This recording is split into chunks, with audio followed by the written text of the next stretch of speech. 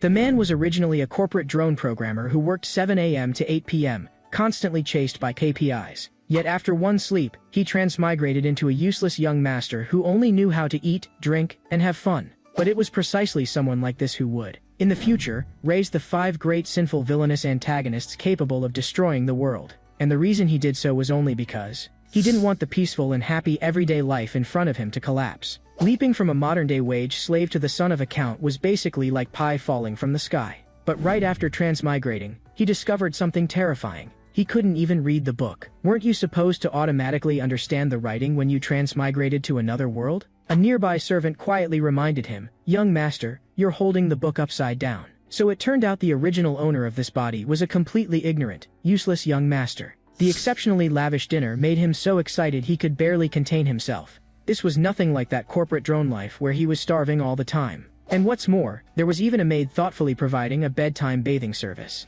Just like that, he became a young master of absolutely no use, spending all day eating and having fun. As for where this was, he was actually completely clueless himself. Not until the maid attending him suddenly spoke, "Young master, your elder brothers will be back tomorrow. Please be sure to rest early." That line made him a little uneasy. The maid added, "It's young master Leo and young master Tonio. What's wrong with you today? Why do you seem like you don't know the Palacio family?" The Palacio family. The moment that name appeared, a strong sense of foreboding surged up in his heart. The more he thought about it, the more familiar it felt. This place, could it be Psychedelia?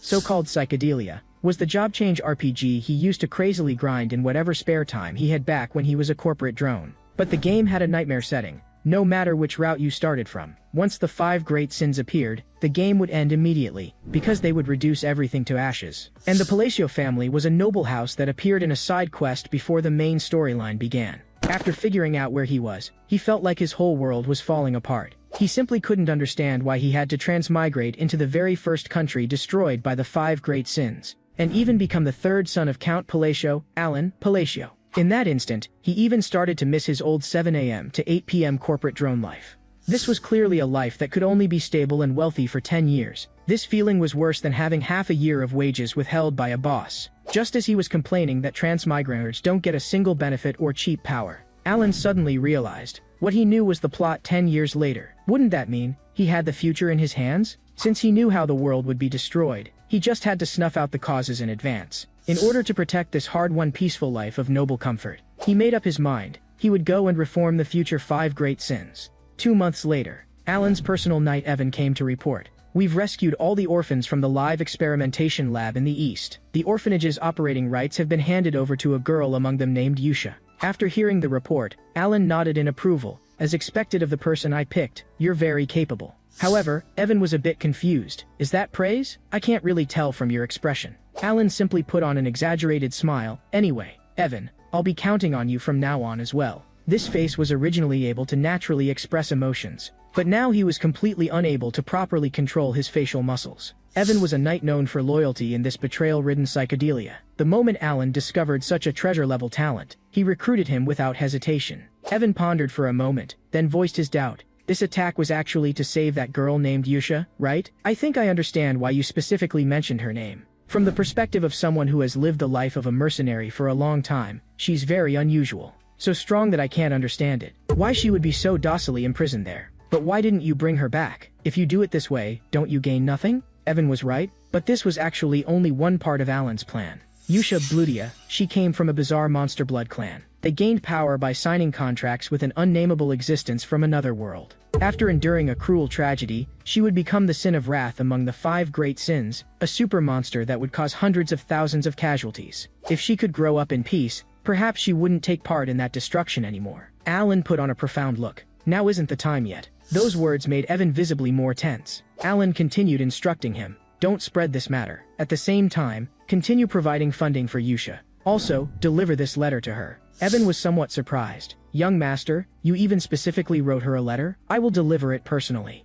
Watching the knight's figure recede into the distance, Alan wasn't sure whether he could really calm that girl down, but he had to try. The seemingly ordinary greetings in the letter actually hid content the game emphasized dozens of times. According to the Archbishop, it was a secret sigil that could soothe the Monster Blood clan, with an effect that could calm people. "The dark night is purgatory, the holy light is grace, and the devout shall return to the Lord's embrace." This line was originally the incantation the Archbishop recited when the sin of wrath appeared. Unfortunately, in the game, he recited it too late and the spell failed. But if he delivered these words to her 10 years early, maybe it would still be in time. Stretching lazily, Alan thought, among the 5 great sins, he had dealt with one first, next it was time for the next target. Of course, expecting to build a good relationship with a monster using just a single spell sigil sounded a bit too naive. But since they were a race that worshipped otherworldly existences, maybe it really would work. After all, in the realm of fanatic faith, their way of thinking was something humans couldn't understand at all. At this very moment, Evan, standing before the girl,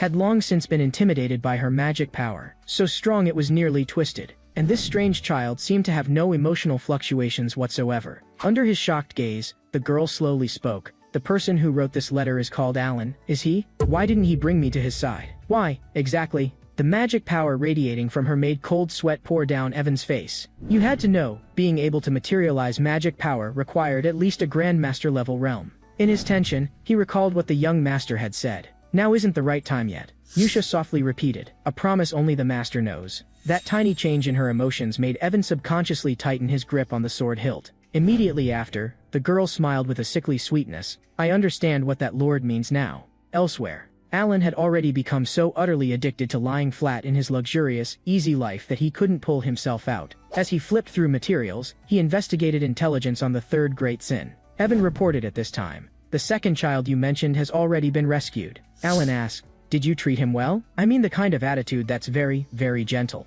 No sooner had he finished speaking, bang, the study door was kicked open. The one who came was the Count's second son, Tonio. He glanced at Alan with swagger. Yo, isn't this my little brother? Heard you've actually started studying hard lately? A piece of trash. What books are you even reading? Your big brother's talking to you. Why aren't you answering? Alan had only one question left in his mind. How did the original owner even survive? With his current temper, he really wanted to talk back, but he knew he couldn't act rashly. So he simply lowered his head and saluted. Since elder brother needs to use it, then I'll take my leave first. Tonio was just thinking this little brother was pretty sensible, when a dagger suddenly flew past in front of him, and stabbed deeply into the wall. A bunch of cockroaches. What are you chirping about here? Both of you, disappear. I don't want to see blood first thing in the morning. The one speaking was the Count's eldest son, Leo. While the 2 elder brothers glared at each other in a standoff, Alan quietly edged toward the door and crawled away without a sound. In the game, although Count Palacio's household held enormous power, it was the first cannon fodder family to be uprooted by the 5 great sins. And these 2 elder brothers who were currently locked in an irresolvable fight. One was the underworld overlord known as the King of Fresh. One was the drug king who controlled a massive criminal syndicate. To preserve this pleasant everyday life, Alan decided he'd better not provoke them for now. His ideal was simple. To remain a weak, useless young master like this, and live steadily and happily ever after. After returning to his room, Evan mentioned that the second child also didn't look ordinary. He racked his brains, unable to figure it out. This young master who could hardly even protect himself. How on earth did he know about the secret live experimentation site far away and the slave black market? He asked Alan again, should the child we found this time also be sent to the orphanage? Of course, Evan didn't know that this not ordinary child he was talking about actually had the potential to destroy the world. In a united kingdom made up of multiple nations, in the Central Kalian Kingdom, there existed an underground slave black market. The second boss, Deus Macalian, after being sold as a slave, repeatedly abused, and passed from hand to hand countless times, would ultimately fall and become the sin of sloth among the 5 great sins. He would use extremely cruel methods to destroy the various kingdoms one after another. Many players feared his tactics. However, unlike the title sloth, he was actually a diligent monster who would repay everything twofold.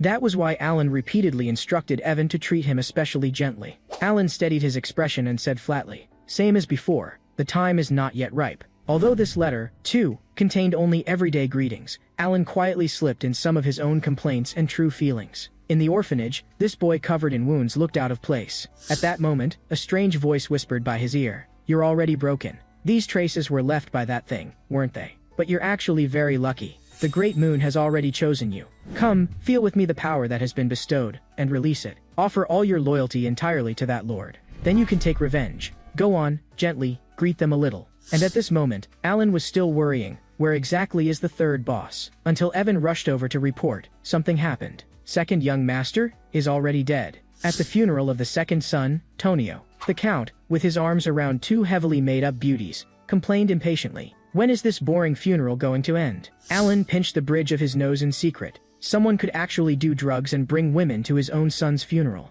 This world was way too dark and fantastical. But what was more troublesome was, Tonyo had died so early due to a misstep. This didn't match the predetermined manner of death in the game at all. According to the original plot, he was clearly dragged into hell only after a long internal struggle with Leo. Leo now wore a pie fell from the sky expression, the corners of his mouth almost splitting to his ears. The killer could only be him, or his supporters. But none of that mattered to Alan. At this moment, the only thing he cared about was resolving the 5 great sins as soon as possible. A year passed in twists and turns. After the successor issue was settled, Leo took the opportunity to absorb his father's drug business, and the Count's household unexpectedly became more peaceful than ever before. Over the course of that year, Alan and Yusha had already developed into pen pals. In this world, diligently grinding favor would come in handy one day. Through letter after letter, Alan learned that the children were all doing well. Yuna was good at hide and seek. Haydn was proficient at war games. Deus often performed puppet shows for everyone,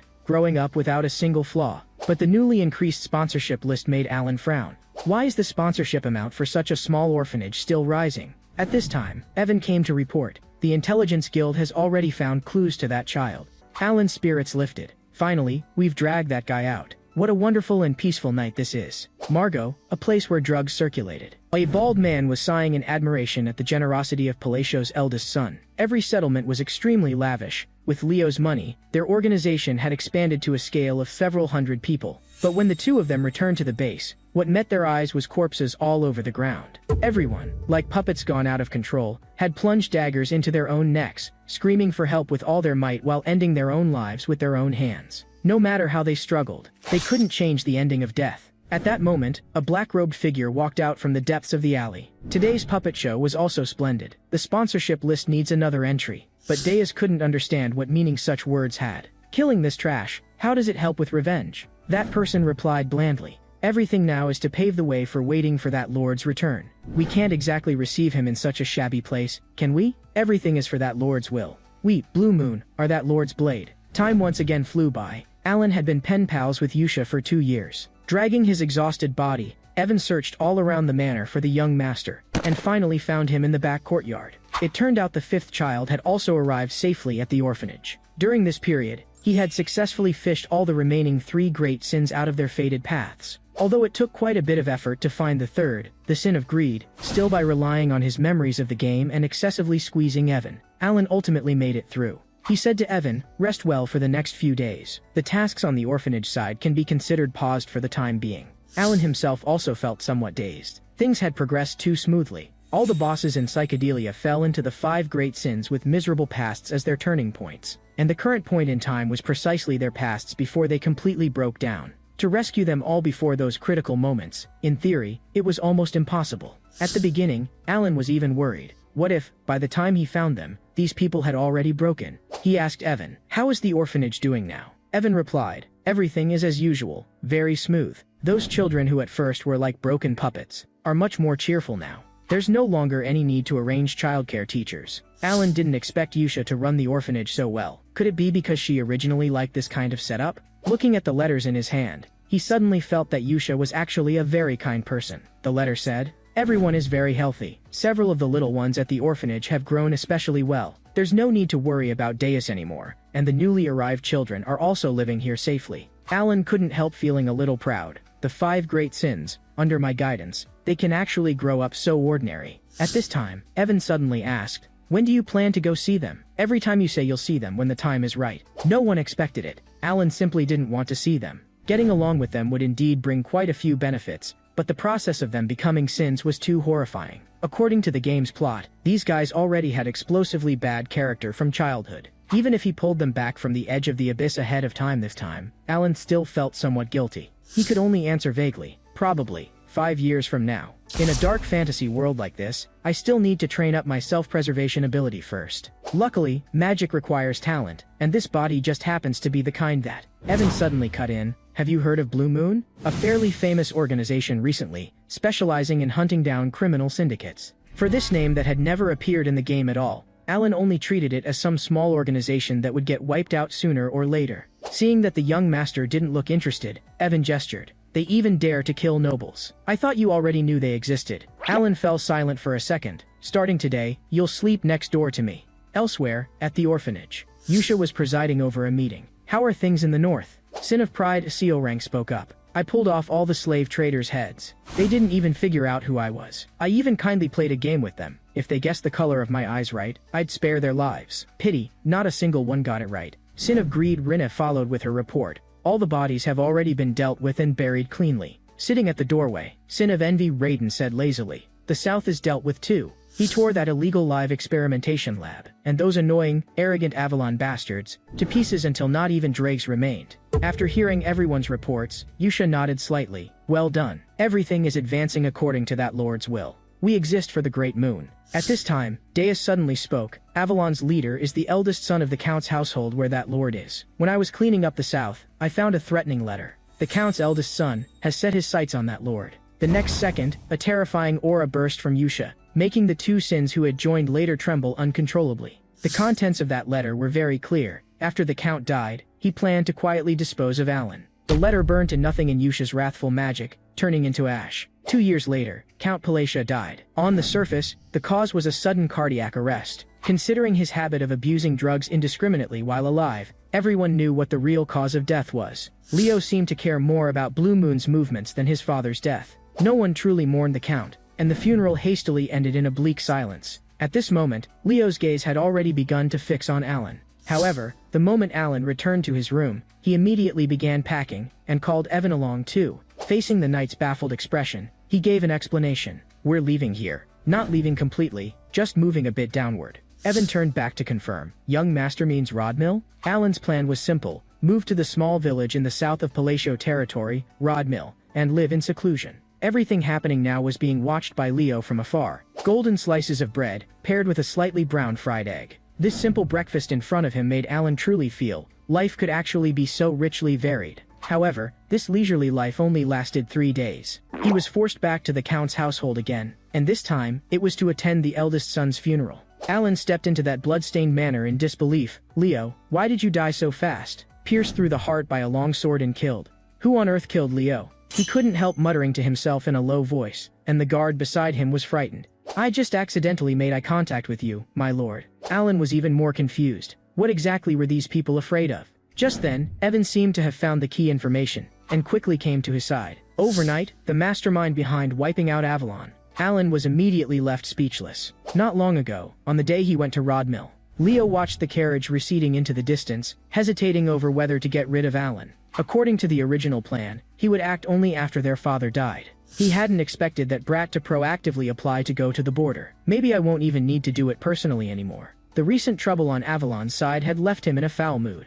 and everyone he looked at annoyed him. Leo ordered his subordinate Alman, go follow that carriage. Alman asked back, should I take care of him while I'm at it? Those words made Leo freeze slightly. Alman, who had always only carried out orders in silence, actually took the initiative to ask a question. He barked irritably, your job is to obey my orders. Before the words even finished, a long sword suddenly pierced through his chest. Leo spoke with difficulty. You dare betray me? Alman, no. Blue Moon member, Haydn, answered calmly. I happen to like war games too. During this time, you let me play to my heart's content. Red Moon taught us a creed. Blue Moon is that Lord's sword. We obey only that Lord's commands. If someone wants to harm the Great Moon, we will erase them in advance. So I've been waiting for you to say that. Who would have thought I'd have to wait a full 2 years? Facing Leo's dying curses and threats, he added another stab. The moment you just said that, Avalon had already disappeared from this continent. What a pity. The Great Moon had originally given you a chance. Just like that, Alan's peaceful, unrestrained life, like a 3-day trial pass, expired on the spot. Even more outrageous, he actually became the mastermind behind wiping out Avalon.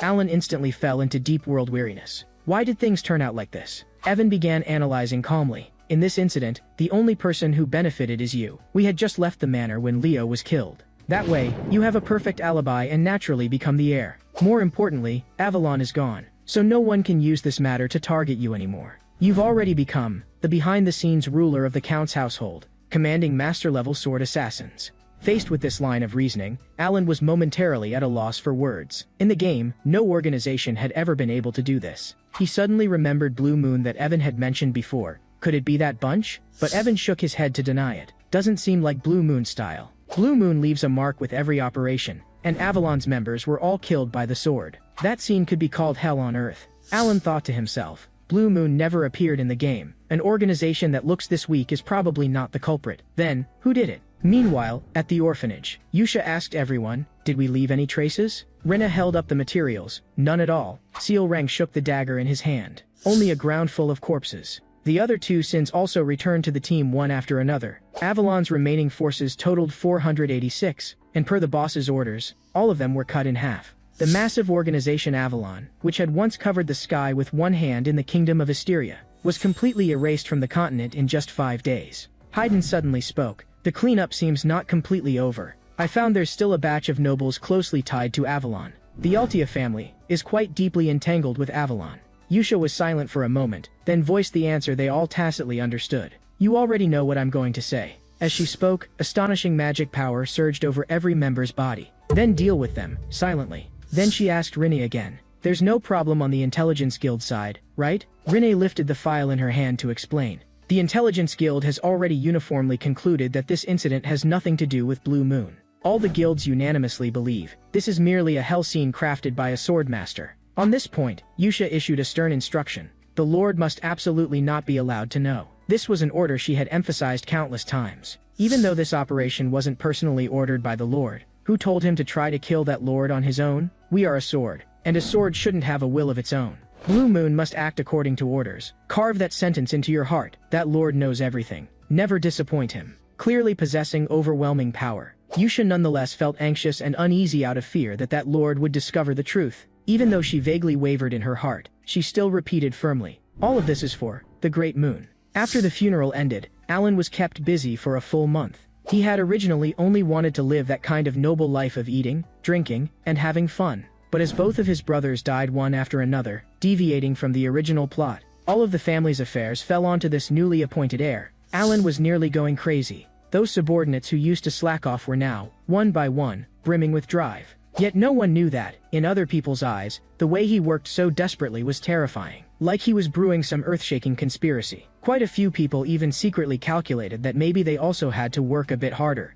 so they wouldn't end up being purged by him. Over the flames, the chunks of meat sizzled. Looking at the scene before him, Evan still couldn't calm down. Just by self-studying for 2.5 years, he had reached Tier 2. This kind of magical talent was truly shocking. You had to know, an ordinary person needed at least 4 years of study, plus sufficient natural aptitude, to have a chance of touching this threshold. Without that inborn material, don't even think about using magic. But Alan learned magic not for any grand cause. He only wanted to slightly enhance his ability to protect himself. And to master this skill, the prerequisite was being able to control magical power with extreme precision. But at this half-baked level, just how useful could it really be? He had never even dared to imagine that one day he would use magic on a real otherworld battlefield. When he first started, he really was excited. But now he finally realized, between himself and true powerhouses, there was a gulf that couldn't be bridged. Magical power was something you were born with. Like an athlete's physical conditions, it was already written in stone from the moment you were born. And his amount of magical power, compared with ordinary people, was pitifully small. This kind of gap was something no amount of training could ever catch up on. While he was deep in thought, Evan brought an invitation, an upcoming ball inviting him. So he took Evan with him and went. It was a ball held regularly in the south of the Kingdom of Asteria to promote interaction among nobles. With him about to formally inherit the Count's title, Alan planned to use this opportunity to build good relationships with other nobles. For his future life plan of being peaceful and lying flat, this step was extremely crucial. However, the direction the plot took ran completely counter to his expectations. As soon as he opened his mouth, everyone around him would become extremely tense and avoid him, even failing to maintain the etiquette nobles were supposed to have. This bizarre reaction left Alan stunned on the spot. Still, he was mentally prepared for this kind of situation. Alan simply took it as, they thought he had no taste, so they couldn't be bothered to deal with him. For that, he had prepared thoroughly early on. He planned to use the social skills he had been secretly practicing to turn the situation around. The taste of this red wine is indeed one of a kind. Especially this aroma, it's very special. As he spoke, he revealed a practiced, social occasion-only smile. But this scene made the young noble lady in front of him shudder all over, her scalp going numb. She stumbled back in panic. "I'll have my father prepare it for you at once." Then she turned and fled in embarrassment. The plot went completely off the rails again. Alan could only comfort himself. Maybe she's just rather shy. Top-grade horses from Palladian, Pina citrus tea, Valanda handmade metalworks, Malentino specialty wine. Box after box of gifts that could be called luxurious were soon delivered before him. Facing this exaggerated display, even Evan couldn't help exclaiming in amazement. Before coming, Alan had never expected the Palacio family's reputation could actually be this terrible, coupled with the fact that he had personally dealt with two villainous brothers. In other people's eyes he was simply a monster with a dagger hidden behind his smile. The current Alan, Palacio, had already become a nightmare name that others were unwilling to mention. This made him, for a moment, develop a certain illusion, so he had to walk to the window to get some air. However, his every move was being watched by a striking red-haired girl. Gazing at the stars under the night sky, Alan couldn't help reflecting, where exactly did I start going wrong? At this moment, a clear voice interrupted his trance. Excuse me, may I speak with you alone for a while? Under Alan's gaze, the girl introduced herself. I'm Loria, the third daughter of Duke Altia's household. Hearing the surname Altia, Alan immediately calmed down. The Altia family, one of the three great dark forces in psychedelia, known as the Northern Scoundrels. But thinking carefully, given the current situation, any noble who dared to approach him on their own initiative couldn't possibly be ordinary in the first place. It was just that Alan remembered that, in the game's plot, there was no such person at all. Loria didn't beat around the bush, and said bluntly, I want to borrow your power. If I don't do this, I'll be killed soon. Please, help me. My father is critically ill. My elder sisters will definitely send people to get rid of me. After hearing her, Alan had a sudden realization. I see, so when the game starts, she's already dead. However, Alan still refused without hesitation, even if she was willing to offer half of the Altia family's wealth as payment. Because right now, he could barely protect his own life, let alone get involved in the internal struggle of a top-tier shadow power family. But looking at Loria's helpless figure, he still couldn't help saying softly, good things will happen. He didn't know, this offhand encouragement would completely rewrite the girl's life trajectory. Just then, that gorgeous red-haired woman raised a glass to him in greeting. Alan turned to look, and his heart sank, another big shot hidden behind the scenes. Now, anyone who took the initiative to come talk to him wasn't a pushover. The three major shadow powers of the Kingdom of Asteria, Altia in the north, Zenonia in the west. This red-haired woman before his eyes was precisely the eldest daughter of Count Zenonia's household, Kalia. Compared with Palacio's traditional noble-style mafia, this family was more like a fully corporate criminal syndicate. To protect the laid-back life he had long yearned for, Alan didn't want to get entangled with her at all. Kalia said she wanted to have a simple chat with him, but how could Alan possibly let her have her way? He could only refuse in the most tactful manner possible. Kalia, however, revealed a knowing smile. You really are just like the rumors say. I'm starting to look forward to our next meeting. After saying that, she left the ball. Yet the sentence she left behind only made Alan even more at a loss. The next day, Alan brought Evan to the front of a deep, secluded valley. That's right, this was the true purpose of his trip. He had come all this way to attend that boring ball, and the fundamental reason was, this place was close to the legendary Whispering Labyrinth. As long as you solved the puzzles of 8 rooms, you could obtain a precious divine artifact as a reward. As a hardcore veteran player of this game, he had long since memorized the relevant guide inside out. Even so, when he truly stood before this mysterious structure, he still couldn't hide his shock. After all, in the past he had only cleared this stage countless times in front of a screen.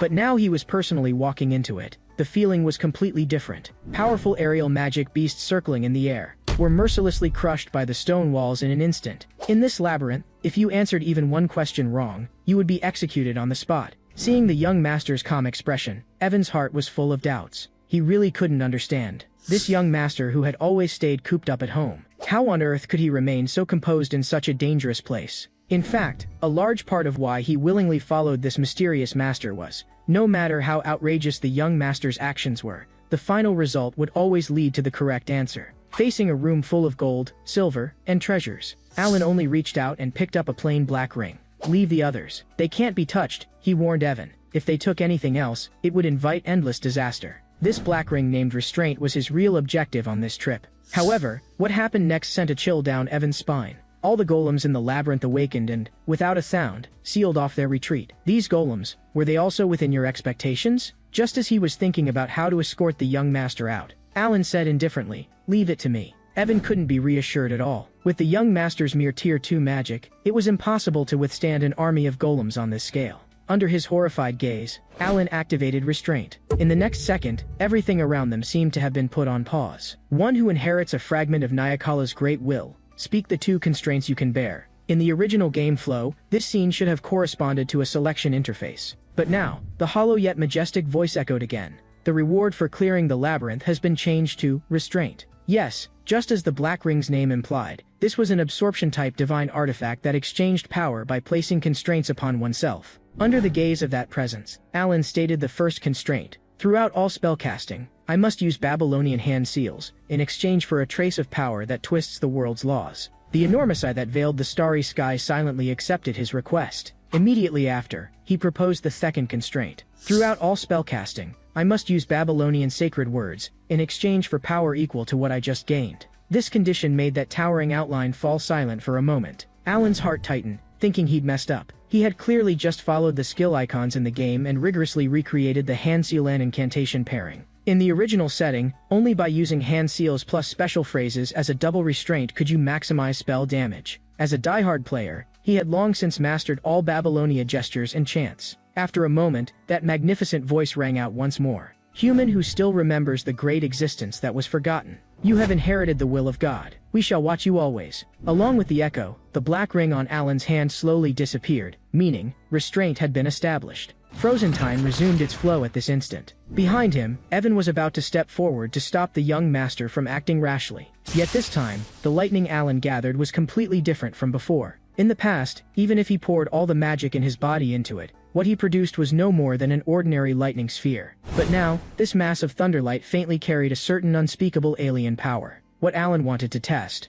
was the true might gained after using Babylonian hand seals and sacred words as constraints. With the low chant of an incantation, the surrounding power seemed to be crazily siphoned away, surging toward his palm. In just a few seconds, a huge energy sphere took shape and hovered there. He kept switching hand signs. Amid the interweaving of Babylonian hand seals and sacred phrases, the power of lightning instantly erupted. A massive thunderbolt poured out, blasting the huge golem in the distance directly into powder. On the ground, a ring of eerie, complex rune patterns remained. Evan stared blankly at those charred traces interwoven with symbols, his eyes full of shock. This is insane. Young master, have you been hiding your strength all along? In all he had seen and heard over 15 years as a mercenary, he had never seen anything like this. Is this really Tier 3 magic? Alan nodded, plunging him into even deeper silence. In fact, Alan himself was also somewhat at a loss. If his memory wasn't wrong, the game didn't have damage presentation this exaggerated. In Psychedelia's turn-based combat system, each turn, players could use runes or incantations to add amplifications to spells. What he had just released was a chain lightning,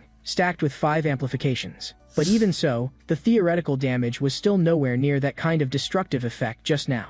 He couldn't help recalling what that great existence had just said, a human who has inherited God's will. But no matter how he thought about it, he still couldn't figure out what that sentence actually meant. The moment they walked out of the labyrinth, Evan plopped down on the ground, his legs going weak. He couldn't understand at all, who could have built a place this horrifying. Alan suddenly remembered another name for the Whispering Labyrinth, Palane's Labyrinth. That was a title that would only be unlocked at a certain point in the game, and this labyrinth had an owner. He murmured, it was created by someone called Palaon. Before Evan could recover from the shock, Alan helped him up. Let's go back east. You've worked hard these past few days. In Psychedelia setting, choosing hand seals that matched a spell's attributes could increase its power, and pairing it with suitable incantations could also strengthen special effects. But this wasn't like the game, where it was just numbers going up. Just now, in reality, every incantation visibly changed the spell's form. Alan couldn't help calculating inwardly. Could it be because my magic control is fine enough that I can perceive these changes? Once my magic recovers a bit, I have to run systematic experiments.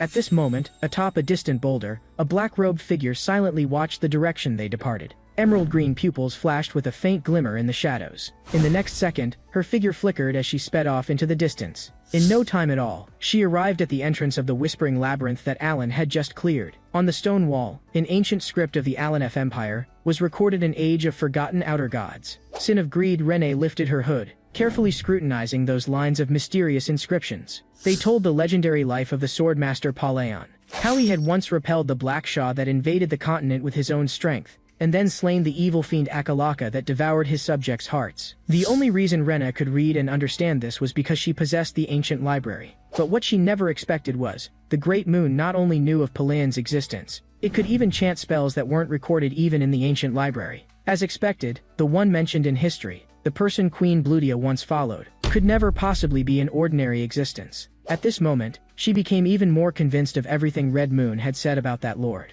A wave of shame rose in Rena's heart. Past her had only rigidly carried out orders, never trying to understand the Great Moon's true intent. Just then, subtle movements around her made her gaze turn cold again. Did you get the intelligence? Deus's voice came, but gave a negative answer. No, the man in black who was tailing that lord is already dead. Before I arrived, His head was twisted around twice in midair. Hearing this, Renee paused, deciding to return to the organization first and make a report. Meanwhile, at the Count of Zenonia's residence, what Kalia couldn't shake from her mind was Alan's indifferent gaze, as if it could freeze a person solid. And that line, "You're very famous." The Count of Zenonia's strength was common knowledge to all. But what was truly strange was, why would someone like her, who hardly ever showed her face in social settings, be judged by Alan as very famous? She looked toward her father, who was bent over his desk, and asked aloud, "Don't you think this is strange?" However, the Count of Zenonia was as if frozen, completely motionless. Kalia lightly snapped her fingers, and black mist quietly surfaced in the room. In the next moment, the Count of Zenonia began to move slowly, like a puppet being controlled. In fact, the one who truly held power over the Zenonia family was her. And by rights, no outsider should have known this. So how had that person noticed? What's more, he had easily discovered the covert watcher she had sent to monitor him. Just then, a family guard hurriedly barged in. "Lady Kalia, you'd better go take a look in your room." In her room, a cold corpse lay there quietly. Judging from the state of the body, he hadn't been tortured, nor had he leaked any intelligence. It was more like someone had deliberately placed him here for her to see. Kalia let out a cold laugh. "Looks like from the moment I met him, I'd already been swept into a huge whirlpool." And on the other side, Alan was still lying sprawled in a jolting carriage, too tired to want to move. After returning to the territory of Duke Altia, Loria's mood sank to rock bottom. Alan's performance was just as hard to deal with as she'd expected. As expected, the nobles to rule the underworld all have eyes as cold as fathers. Becoming enemies with a man like that was a choice she absolutely dared not consider.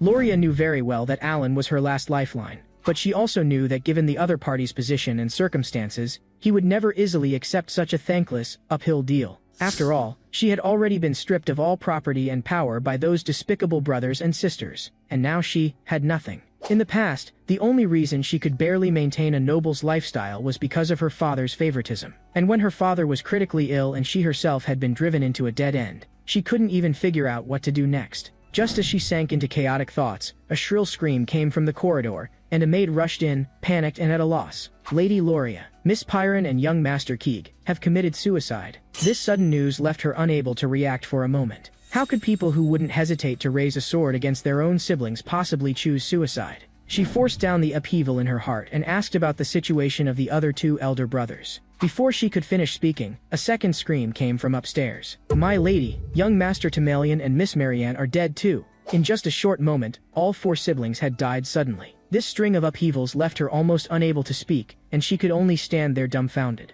And at this moment, high above Duke Altia's manor, a black shadow swept past quickly. That person was none other than Sin of Envy Phaidon, who had just completed the mission. Watching the successive deaths, a name suddenly surfaced in Loria's mind. Alan, before leaving, that line about good things happening? So it was he, the behind-the-scenes mastermind of the ducal house, who had patiently lain low for years, waiting for the moment to strike. Only at this moment did she understand the true meaning of that sentence. She, like Alan, had become the ducal house's sole heir overnight. What followed was not joy, but total fear. What kind of devil did I sign a contract with? But she also knew, it was already too late to turn back. Countless bloody examples lay before her. What kind of end those who betrayed Alan would meet, she understood better than anyone. So from now on, she could only follow the choice she had made, all the way to the end. 2 months later, the Palacio family. A man, acting on Duke Altia's orders, delivered a gift to Alan. Evan opened the seal and introduced softly, "This is Cernan's wine." He had never imagined he'd have the chance today to see this famous vintage, rumored to be worth several thousand gold coins. But when Alan saw the attached gift card, he frowned. The signature on it wasn't Duke Altia,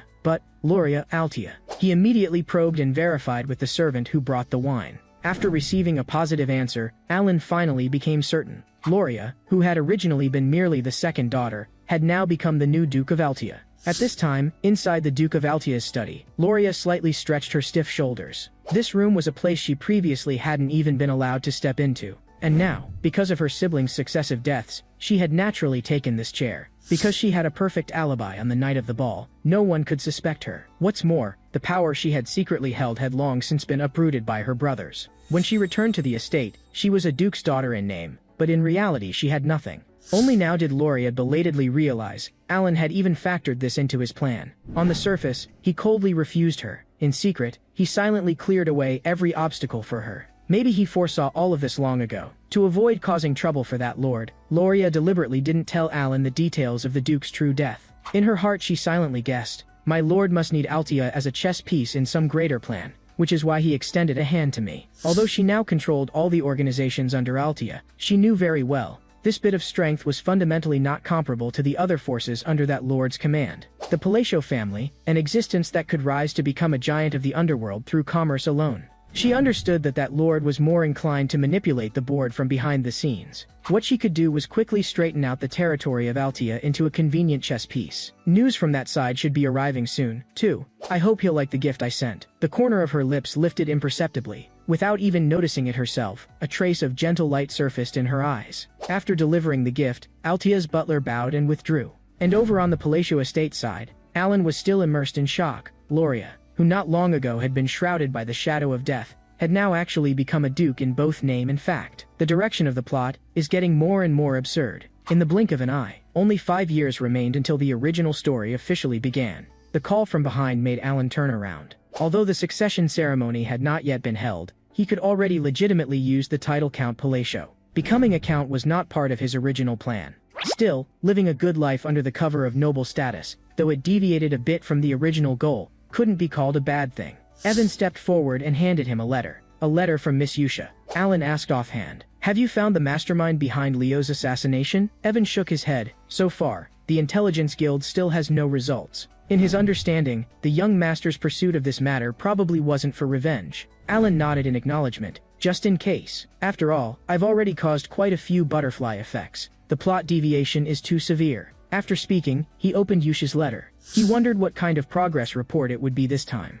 The letter read, "How have you been lately? We've all been doing well, and everyone has found their own interests. Especially Deus, his puppet shows have reached perfection. Sealrang is obsessed with playing games with friends. Rina quietly reads and does handicrafts. Haydn has recently gotten hooked on arranging garden landscapes." Already used to receiving the orphanage's monthly daily life report, Alan's lips subconsciously lifted into a doting father sort of smile. He suddenly asked, "How old are they now?" Although Evan didn't understand why he was asking, he still replied, "They're probably all at the age where they can enter society. The children you rescued back then weren't that far apart in age." That sentence made the image in Alan's mind of a bunch of well-behaved, cute little angels instantly collapse. He vaguely conjured a terrifying picture. The 5 great sins that would destroy the world in the future, respectfully thanking him, their foster father. Just imagining it made his back go cold.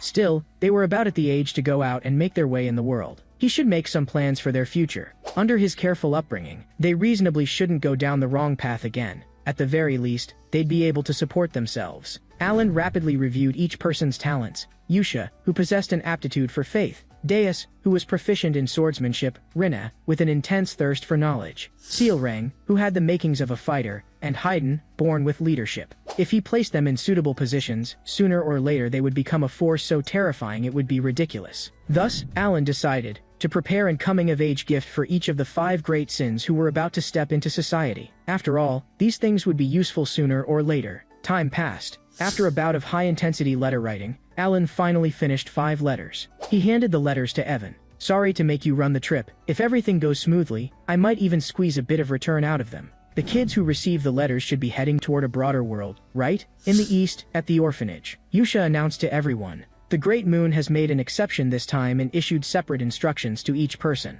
The 5 young people each opened their own letter and, as if by prior agreement, revealed curious expressions. They had no idea what kind of mission that lord would assign this time. Soon, a chorus of quiet discussion rose in the room. "This is just ordinary household chit-chat, isn't it? It doesn't look like an instruction letter at all." Unlike their confusion, Yusha wore an utterly certain expression. "My lord simply hid the orders inside everyday conversation." She pointed to several passages in old letters and explained patiently. "This is the first instruction after the greeting. My lord clearly pointed out the operational target and had me report follow-up developments. Here is the record of fully handing Blue Moon's authority over to me, and you were all personally chosen by that lord." She added that all these arrangements were to avoid information leaks. But the others still couldn't make sense of it. If that's the case, why not meet in person, or use magical communication? If you're worried about exposure, why insist on writing letters? Yushi's expression turned cold at once. "We only need to act according to the instructions." Sensing her near absolute trust, Deus still didn't understand, but he didn't press further.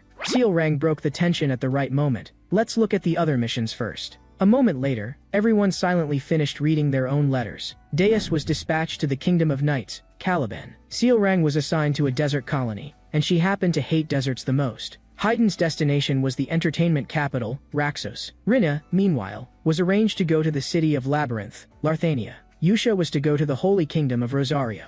The letters not only specified a target profession for each of them, but also included a promise of continuous resource support. And at each location, Alan marked for them the whereabouts of a gift. Once they went there in person, they would naturally understand. Before everyone set out, Yusha reminded them, unless that Lord brings it up first, you absolutely must not speak the name Blue Moon. And so, the 5 great sins who should have destroyed the world, now each stepped onto their own stage. 3 months later, Alan was studying magical theory and spell structure. However, compared to mountains of paper knowledge, he believed more in practice. Suddenly, as if remembering something, he turned to Evan and asked, "Any new intelligence about the one who killed Leo?" Evan replied, "Same as last time, the guild has made no progress." This made Alan think of the term butterfly effect. He had already drastically changed the fates of the 5 great sins. Loria, who should have died, had now become Duke Altia, and her hidden forces were expanding through the dark world at an astonishing speed. He made his final decision. The investigation into Leo ends here. In the original script, there was almost nothing like this, an organization that left no trace even the Intelligence Guild could find. If he kept digging deeper, it might only invite mortal danger. And as long as he didn't take the initiative to contact those people, the other side most likely wouldn't come looking for trouble either. In that case, further pursuit was already meaningless. Just then, Evan added as if he had remembered something. Deus has recently been appointed a Knight of Caliban. Alan blinked. He became a knight that fast? Another 3 months passed. Evan brought new intelligence. Deus formed a knight order. Alan froze for quite a while before reacting. Didn't he only get knighted not long ago? Normally, to form a knight order, you'd at least have to reach swordmaster level, wouldn't you? But judging from the result, both of them were very satisfied with Deus's overly dazzling performance. Half a year later, the 5 great sins had been operating independently for a year. Alan completed the succession ceremony and gradually grew used to the Count's daily duties. That day, Evan brought shocking news again. Deus was ennobled as Caliban's 5th sword. Alan froze on the spot.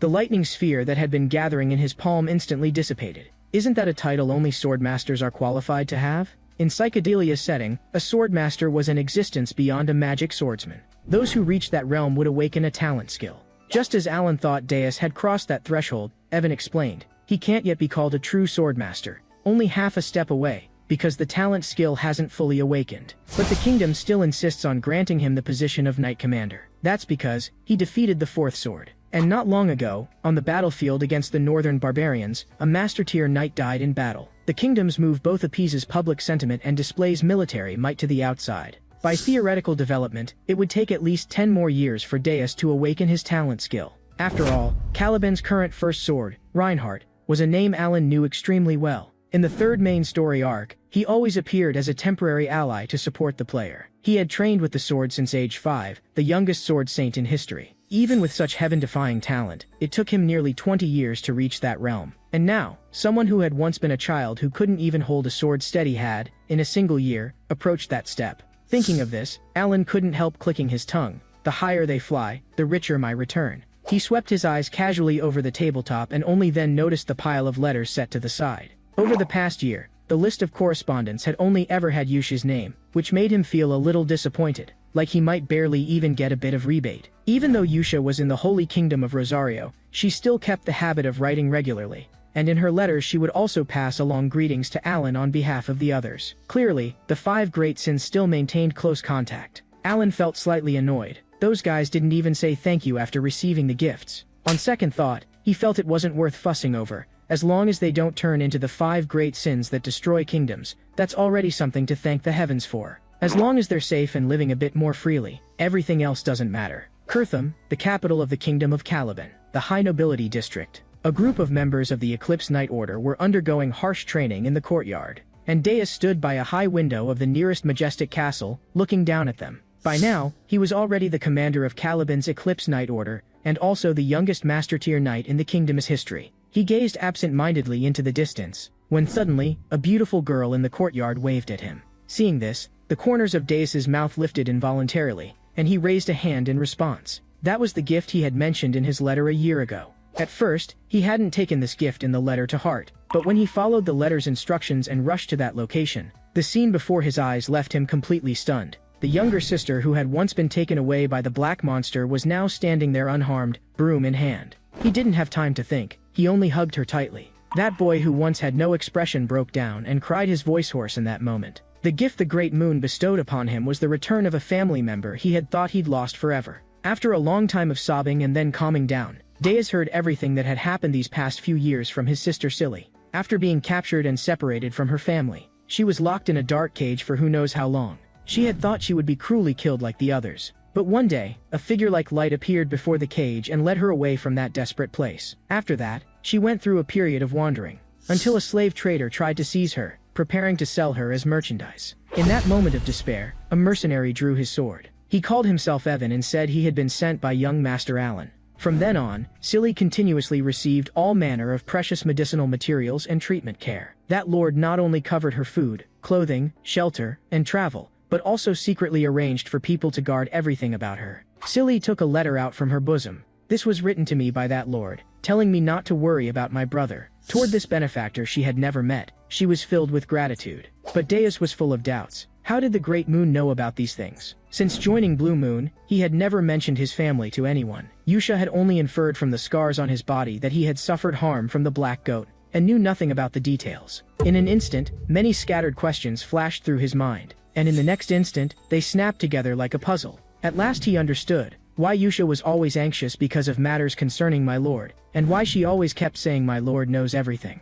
So that lord truly does know everything. Long ago, from behind the scenes, he pointed out a path for every child. Thinking back on all his past reactions, Deus suddenly felt that he was the stupidest one of all. The boy who only wanted revenge against the Black Goat and wallowed in hatred was gone. The gift bestowed by the Great Moon was worth dedicating everything to. Only then did he understand. Yusha's following was not mad fanaticism, but a trust that had been proven. One day, you'll understand too, why I follow that lord. To answer the task entrusted by the Great Moon, Deus would use all his strength to repay this kindness. He would follow that lord's will, become Caliban's strongest swordmaster, and form the finest knight order, dedicating all glory to the Great Moon. It's time. A voice pulled his thoughts back to reality. Deus looked at the knight who held him in deep respect, gave a slight nod, then turned and walked toward the training grounds. There, the members of the Eclipse Knight Order were already lined up in neat ranks. They were about to set out on an expedition to fight the northern barbarians, and on that battlefield they would hone an edge sharper than they had now. Deus stepped onto the review platform, raising his sword with one hand while the other rested on the hilt, his gaze sweeping across the knights' faces one by one. Then, he held the blade upright before him and chanted in a low, firm voice, "Under moonlight, prove yourselves." As the slogan fell, he turned and, leading the Eclipse Knight Order, set out on the road of expedition. At this time, there were only 4 years left until the original plot officially began. Ever since attending the ball a year ago, Alan had taken that day as a starting point, and thrown himself headlong into the mysteries of phrases, continuing to explore them, pouring in time and energy day after day. In the game, reciting phrases consumed turns, and with each turn that passed, magic attack power increased once. Facts proved that, just as he had expected, these phrases really could change the nature of magic. Alan recorded, one by one in meticulous detail, the phrases he had used when he obtained restraint back then. Inflection, deflective, linear. Inflection was to reinforce the incompleteness of already completed magic, thereby achieving area diffusion. Reverse pull was to destroy the established form of magic, achieving the transfer of already launched projectiles. Azure Light was like shock magic, strengthening magic cast in parallel.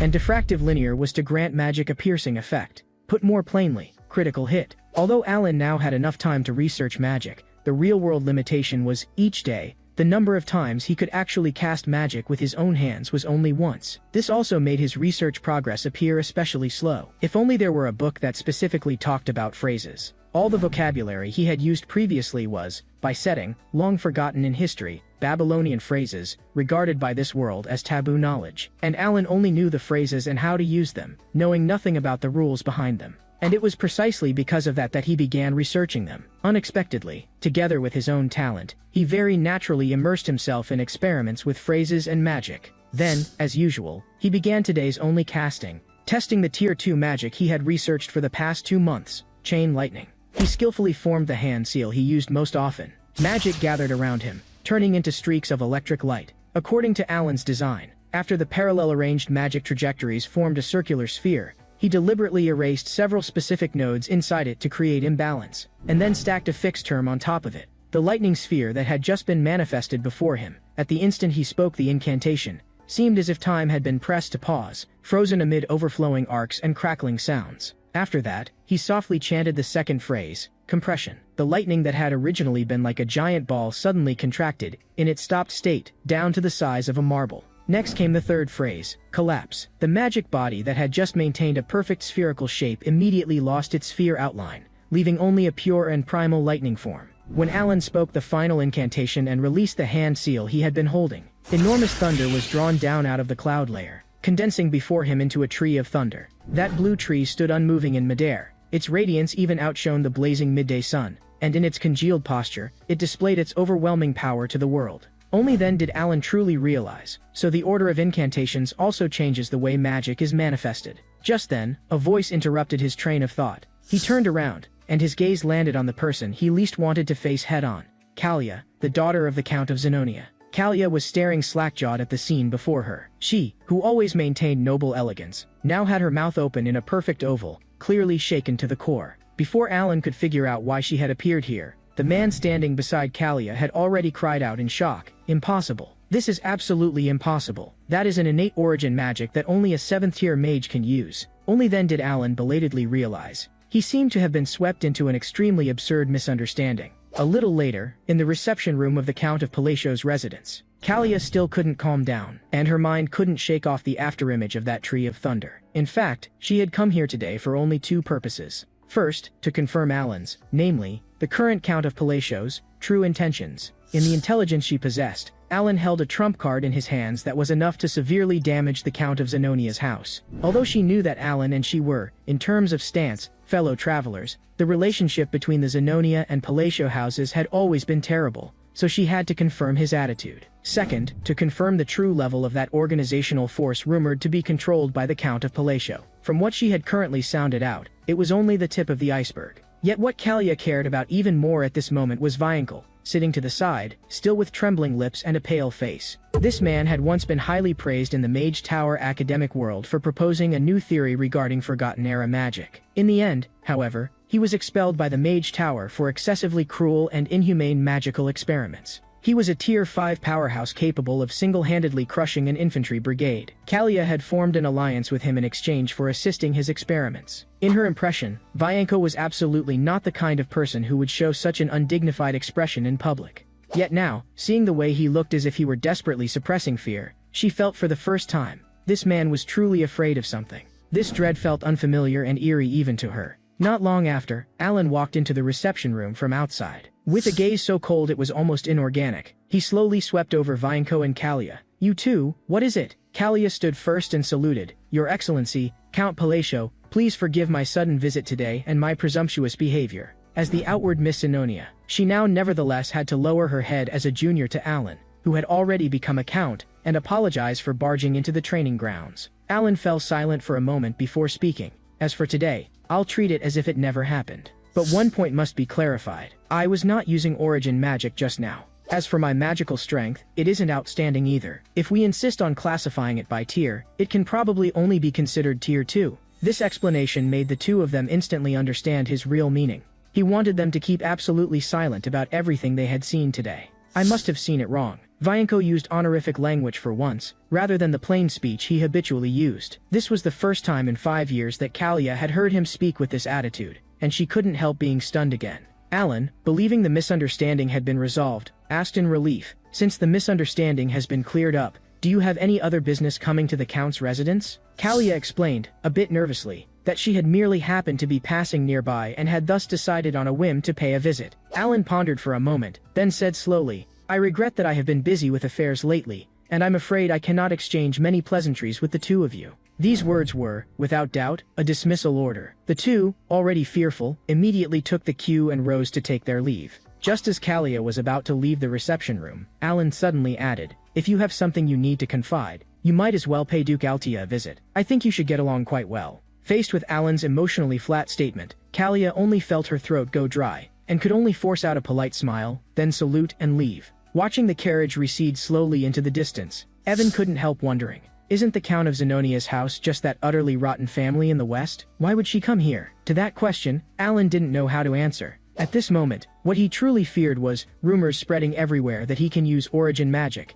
thereby drawing in a bunch of absurdly powerful monsters to come knocking and pick a fight. As for telling Kalia to go see Duke Altia, In essence, it was merely an opportunity to release a signal. He had no intention of establishing any relationship with her. Alan only hoped that woman would never appear again from this day forward. Inside the returning carriage, the magic Count Palacio used just now. It really wasn't Origin? Kalia stared at the mage opposite her and asked in a low voice. Viankel didn't answer immediately as he usually did, but after a long silence, he slowly shook his head. That wasn't Origin. He steadied his breathing and continued. Origin is the terminal station for all mages. It is also a sheet of drawing paper. It grants itself only to those who establish magic as law. On that sheet, they can draw their own system of rules. But Count Palacio's magic is different. More precisely, what he displayed was like tearing the drawing paper itself, approaching the source of law. Vianko added, trembling, forcibly fixing never-ending lightning in place, twisting its laws, making magic that has already been cast collapse, and then reconstructing it again without the slightest damage. This is a miracle that defies common sense, and the existence hidden behind this miracle. In his mind appeared those pitch-black pupils from just now. That gaze was like some forgotten great deity, observing the world through a damaged sculpture. Viankel instinctively clutched his head, forcibly cut off his own thoughts, and even used magic to suppress his associations. He knew very well that continuing to deduce the true face of that thing was extremely dangerous. He only warned Kalia sternly, you absolutely cannot treat him as an enemy, and even more so you cannot confront him head-on.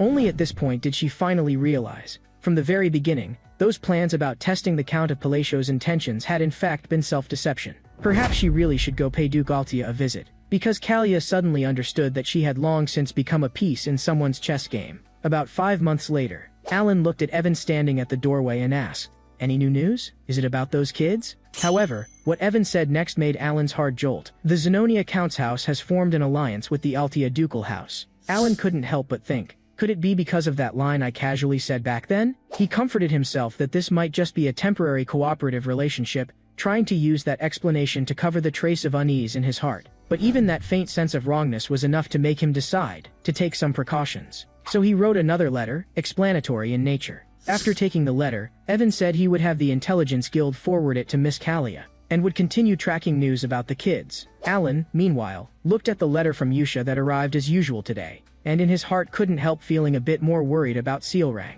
He was afraid she might die in a foreign land. If Sealrang could find the gift he had prepared for her, she could absolutely become an outstanding Baba Yaga, because that item was even clearly recorded in the game guides. So long as the sin of pride obtained it, she would not fall into becoming true evil, but would instead become a great werewolf. But for a full 9 months there had been no news of her at all. No matter how Alan told himself, she must be fine, that bit of unease still refused to go away. At this time, at the eastern edge of the continent, in the southern part of the desert colony, in the deepest depths of a cave, a young girl hummed a tune as she briskly walked out of the darkness. Sealrang wore a smile she couldn't suppress, and said loudly, it's finally over. Great Moon, thank you for the gift you bestowed. She was completely immersed in the joy of obtaining the gift. Only now did she truly understand that the stories of the Golden King she had heard as a child had all been true. To her Golden Mane tribe, it was a legendary object passed down from the distant past. It was precisely because of this object that, hundreds of years ago, the Golden Mane tribe had been able to ascend to the throne of the Orc King.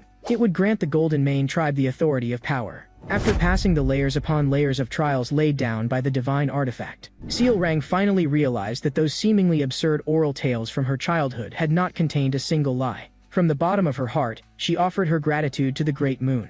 That lord not only pulled her back from the edge of death, but also granted her power enough to take revenge on the black dragon that had killed her parents. She had to repay this kindness. Even if she didn't consider herself smart, she understood that the Great Moon's intent could never be merely to have her become an ordinary gladiator. That glove that granted the Golden Mane tribe the authority of power let her grasp the moon's true purpose. Become the strongest gladiator, recreate the long-vanished glory of the Golden Mane tribe, and ultimately kill that hateful black dragon with her own hands. With an ever more brilliant smile, she stepped out of the pitch-black cave. Outside the cave, a bright moon hung high over the desert sky. She lifted her head and spoke the declaration that had now become her catchphrase, everything is for the Great Moon. The day after Kalia visited Alan. Because the young master had previously been worried about Sealring, Evan specially went to investigate, and he managed to learn some intelligence from the guild. It was said that in the desert colony, a gladiator who was unusually active had recently appeared, and people called her Golden Flash. The moment that title reached his ears, Alan for no clear reason felt it sounded familiar. More importantly, the heart he had held suspended for so long finally settled a little. Evan then advised him not to worry too much. That place was one where the bigger your name, the better your Dayu. As long as your strength was sufficient, you could even stand on equal footing with the king.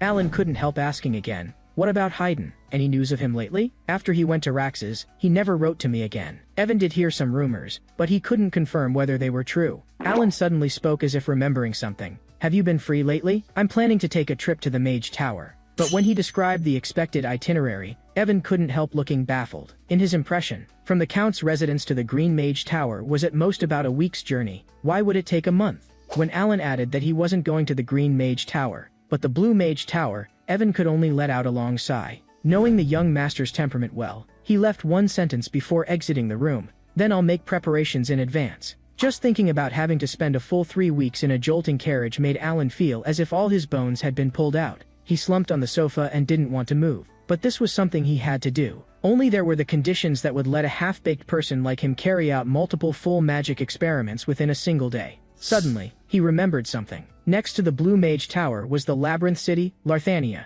In the center of this beautifully named city, there was a labyrinth that led underground and extended infinitely. In the game, it was almost the only place where you could grind experience and items infinitely without advancing the main story. The labyrinth structure was extremely simple and straightforward. The deeper the floor, the higher the level, and the richer the experience and treasures you could obtain. This made him think of Rinna, and he wondered how she was doing now. When he had sent Rinna to Larthania back then, he hadn't intended for her to become a labyrinth explorer, but rather wanted to cultivate her into a magical item appraiser. Alan suddenly realized that the gift he had given Rinna, could it have been a bit shabby? In fact, compared with the gift given to the other 5 great sins, the thing in Rinna's hands could at most be considered a tool specifically used for equipment appraisal. The Labyrinth City Larthania was completely different from other countries. It was an independent city filled with mercenaries and adventurers, yet ruled by no nation. Passing one shop after another, in a remote corner of the southern district, there was a small, inconspicuous store hidden away. The owner of this shop was a magical item appraiser who deliberately hid her true identity. With her one-of-a-kind service, her name quietly spread through upper circles. Most of her customers were nobles and A-rank adventurers,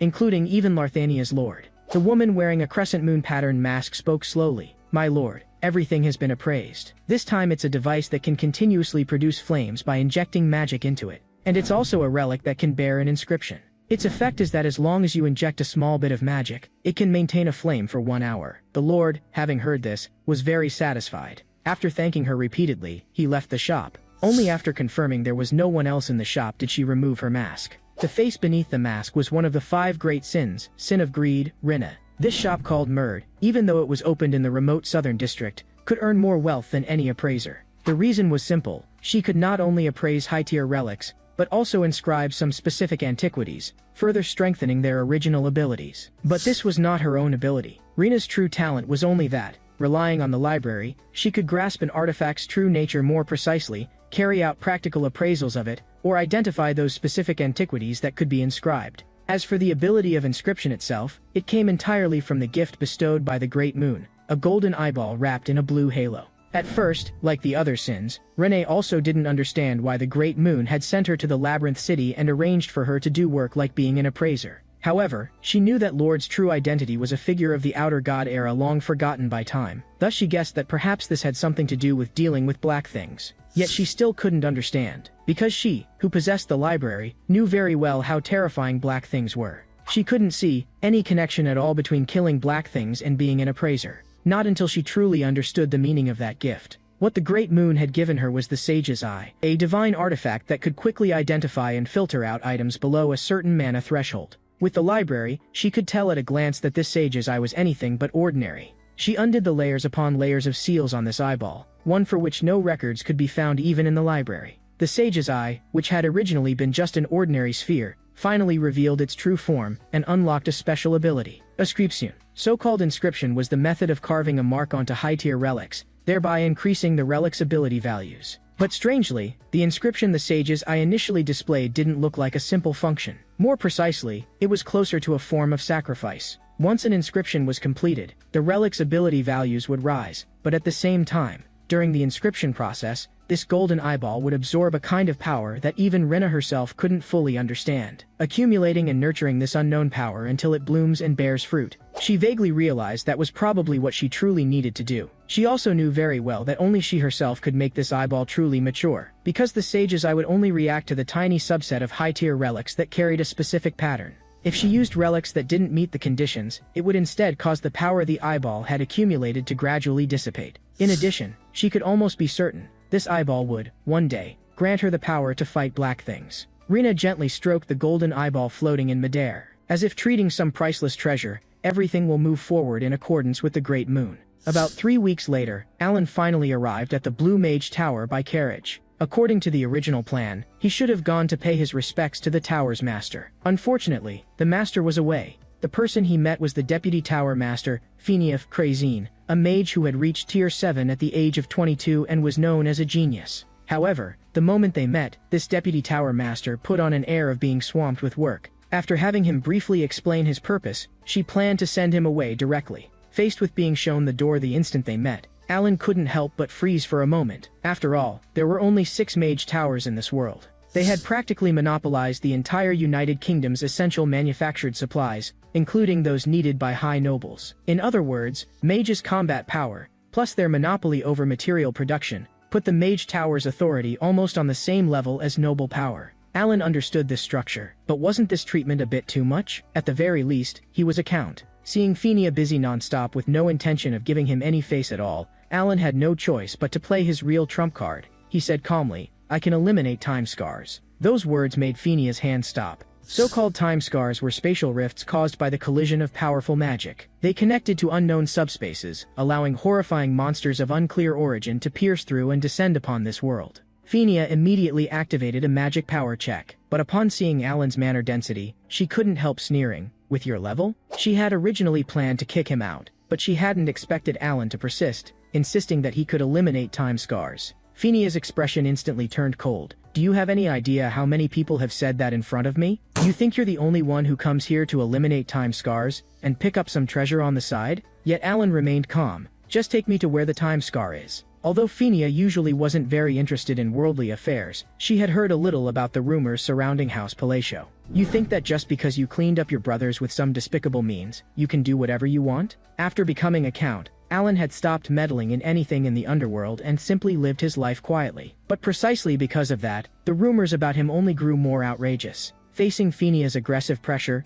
Alan was actually so nervous that his palms were sweating. But with Evan's repeated persuasion beforehand, he could only grit his teeth and push on. "I can wager all my property. If I can't eliminate the time scar, I'll donate all of the Count's estate's assets to the Blue Mage Tower. If necessary, I can also swear an oath." Phineas frowned and fell silent for a moment, then finally agreed. She led Alan to a door underground. "If you fail, then all of the Count's estate's property will be mine." In fact, she was also curious. Was this young Count the mastermind behind killing off all the heirs, or just someone who lucked into the position? Personally, she leaned toward the latter. Of course, she could also sense that subtle, strange aura about Alan, but in the end it was only presence. From the mana she had sensed before, his level was at most tier 2. The two quickly arrived at the location of the time scar. It was also a thorny problem for the Blue Mage Tower. Up to now, no one had been able to close it, so Phineas had even less reason to believe the tier 2 mage in front of her. She had originally intended to let him leave at that point, but she didn't expect Alan to suddenly form a hand seal.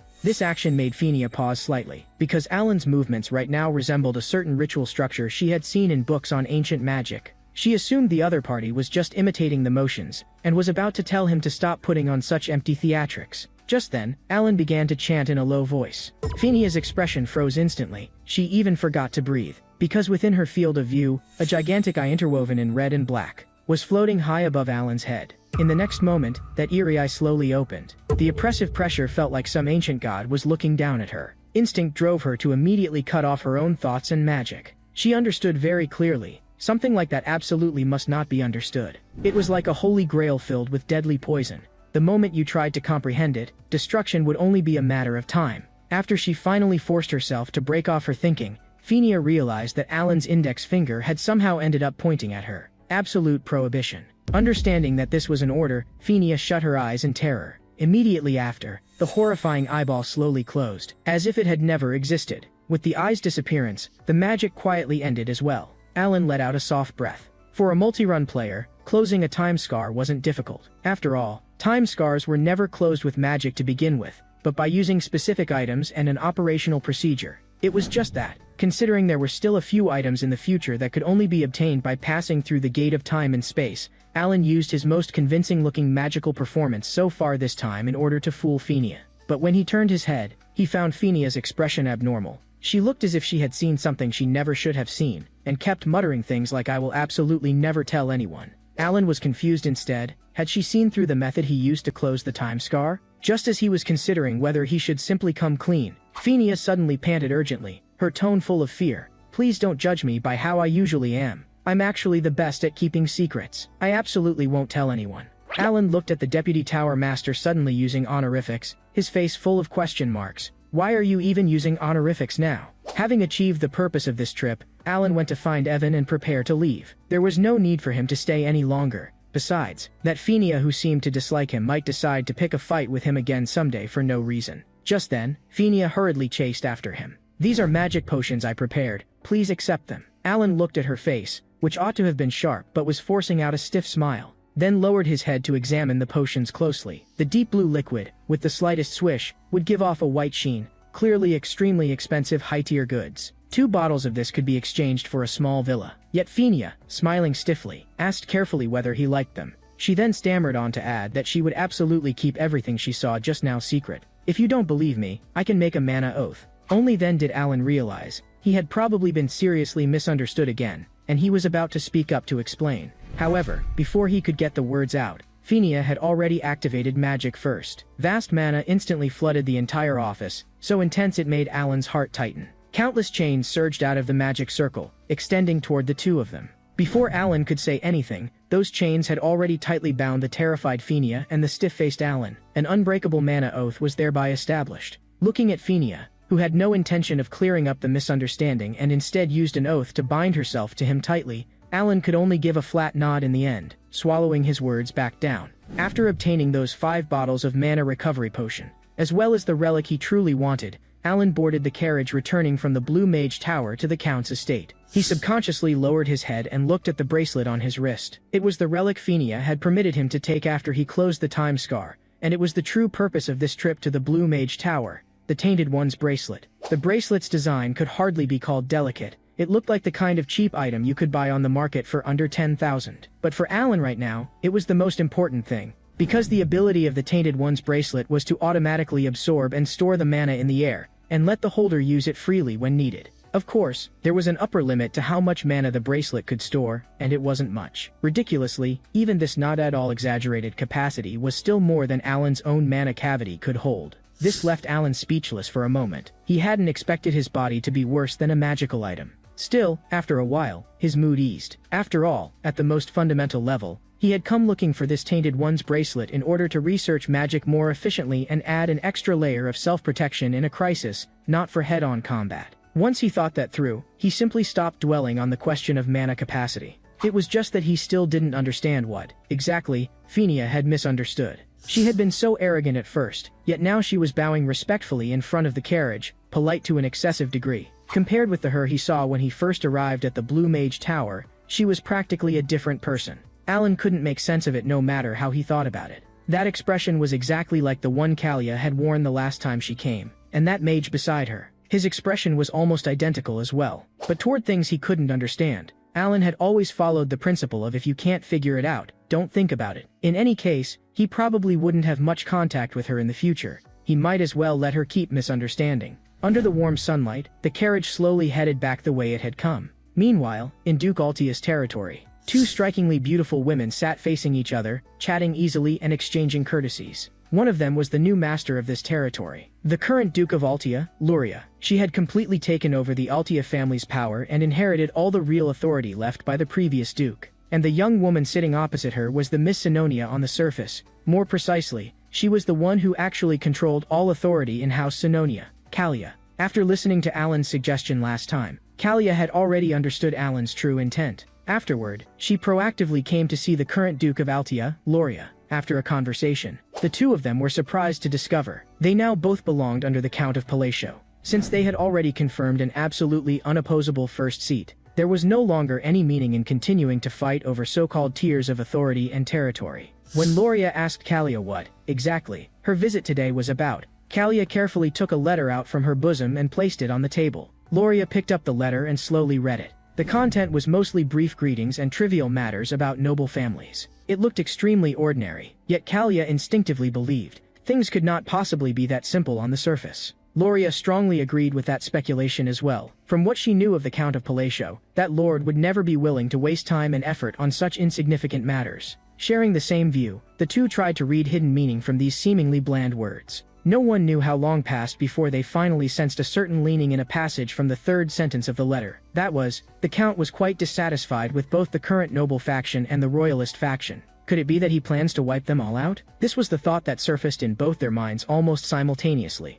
Overthrow the kingdom's existing system, and then build a brand new regime on that foundation. For a moment, both of them fell into fear and shock. Only then did Loria truly realize why Alan needed her reputation, and why he had deliberately placed her in the position of Duke of Altia. If that was his true objective, then every arrangement suddenly made sense. Thus, the two realized they had to prepare a plan in advance, so that at the instant the Count issued a call, they could respond immediately. On the other side, at the Blue Mage Tower, after the Tower Master returned from his trip, he was surprised to discover that in the time he had been away, so many things had happened. Those intelligence fragments that had originally been unrelated now seemed to have been forcibly pieced together into a single whole. Meanwhile, Alan was sitting in a forest where the sky had darkened early and the temperature was gradually dropping, coughing hard from being choked by roasted sweet potato smoke, yet still finding the sweetness in his mouth exceptionally wonderful. Tortured by the carriage's constant jolting all the way until now, he couldn't wait to get home. At this time, in the Holy Kingdom of Rosario, beneath a statue of the goddess Charonia, symbolizing the moon and peace, a white-haired nun stood quietly. Her nun's habit was neatly pressed and pure white, and a faint smile hung at the corners of her lips. This nun was none other than one of the 5 great sins, sin of wrath, Yusha. After the master of the Blue Mage Tower, Selim Macardo, returned multiple times, he soon noticed something. During the time he had been away, some enormous abnormality had already disappeared, because at this moment, he could no longer sense the existence of the time scar at all. When he confirmed further, he saw Fenia, usually so arrogant and supercilious, like a deflated ball, lifelessly stating that she had already completed every task he had assigned. This left Selim completely baffled. Ever since Fenia, relying on astonishing talent, had been promoted to Deputy Tower Master at such an age, her arrogance and frivolity had long since pierced the heavens. Even so, Selim had never intended to deliberately grind down her sharp edges, precisely because Fenia maintained an extremely pure devotion to the single thing called magic. Once she truly stepped into the 7th ring, she would naturally realize how small she was, understand how negligible her current achievements were, and thus naturally learn humility. That was precisely why the current scene struck him as extremely abnormal. He couldn't help asking whether his trip had been so long that she had grown weary of the affairs at hand. Under his repeated questioning, Fenia finally drooped her head and said in a low, dispirited voice, "It was that Count." He closed the time scar. Only then did Selim, from her halting account, barely piece together the rough course of events. Constrained by the mana oath, Fenia could not speak all the details. But to a Mage Tower Master, even a few scattered words were enough to reconstruct an outline close to the truth. He gently patted his beloved disciple's hair. "I didn't expect that Count would actually be able to make you this humble. Origin magic, or something else?" Fenia, so frightened she didn't even have the courage to smack his hand away, made Selim even more curious about that Count of Palacio. Time flowed on. 1 month had already passed since returning from the Blue Mage Tower. After obtaining the Tainted One's bracelet, Alan finally began a research path in the true sense. Now, the number of times he could use magic each day had risen to 3. If he allocated things properly, he could even squeeze out a 4th. During this period, he also grasped a new incantation rule. Even completely identical incantations could not be stacked, but if the incantation structures were similar, it was still possible to replicate a certain overlapping effect. While he was conducting experiments as usual, Evan came up from behind. "My Lord Count's magic is getting more and more outrageous. For Tier 2 magic to hit with this kind of power just isn't reasonable. Though the magic you've used didn't look like ordinary Tier 2 to begin with, it still feels a bit different compared to a few months ago." The two of them looked together toward the center of the training grounds. A huge crater had appeared there. That was the result of one of the Tier 1 spells Alan was researching, gravity. By rights, this was only a gravity-type Tier 2 magic, yet it had forcibly produced an effect far beyond expectations. Alan suddenly had an illusion. His magic seemed to be getting stronger and stronger without him noticing.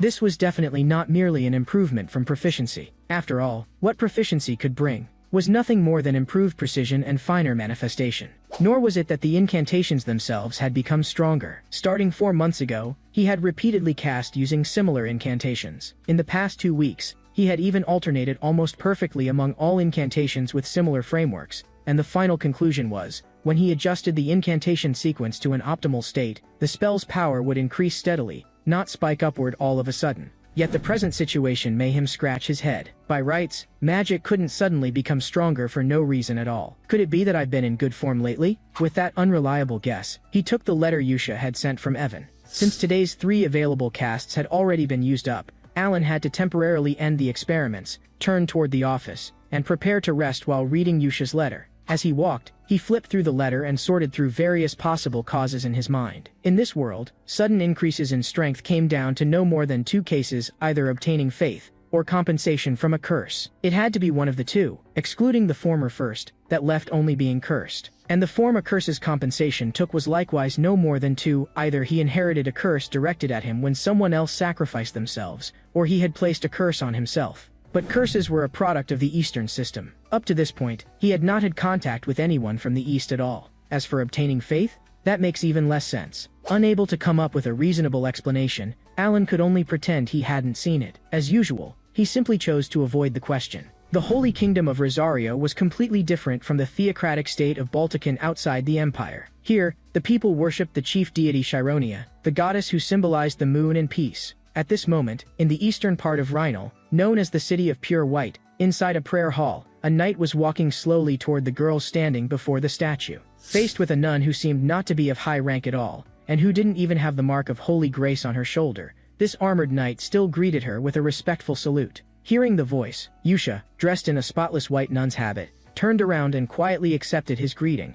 "Sir Lok, how have you been lately?" To a nun whose position within the church hierarchy was not at all conspicuous, Lok still maintained heartfelt respect. "Thanks to you, sister, this time I saved 8 children and 25 lives in villages on the eastern and western sides. All of it was bestowed by you." Yusha only smiled gently. "Sir Knight, you are too modest. The one who saved them was you, Sir Lok." Yet Lok still shook his head firmly, as if her words could not sway his faith in the slightest. "Indeed, wielding my sword to save people is what I did. But the one who granted power to someone like me, who had nothing, was you, sister." In fact, just as he said, Lok had not originally been a holy knight. He was a young man who believed in the goddess Chironia. Out of longing for holy knights, he underwent the relevant training, yet for a long time he could not wield that sacred power every holy knight had to master. After failure upon failure, he gradually fell into despairing dejection. Just when he was almost ready to give up, he met her. The first thing this woman, whose pupils were crimson and whose lips always carried a faint smile, said to the despairing Lok was, "If you truly crave that kind of power so much, then why not try believing in the great moon?" At first, Lok did not understand this line at all. In his view, what essential difference could there be between believing in Chironia, the moon goddess, and believing in the moon? The nun only told him, "Only by truly doing it will you understand the difference." Back then, Lok had no way out. If it could give him the power he had dreamed of, he was willing to try anything. So he began praying to the moon, day after day. And just as the nun had said, without even realizing it, he truly learned how to wield that sacred power. But in that instant, a new fear was born in him. He feared he had stepped onto a heretical path, because now, what he believed in was no longer the goddess Chironia, but the great moon. However, as time passed, this doubt gradually dissipated instead. The reason was that the sacred power he gained through faith in the great moon was no different at all from the divine power traditionally obtained by worshipping Chironia. Even sacred relics bestowed in the goddess's name still shone brilliantly in his hands. All of this proved that the sacred power Lok now possessed was true power. So, with confusion, he asked the nun, "If that's the case, why make me believe in the moon?"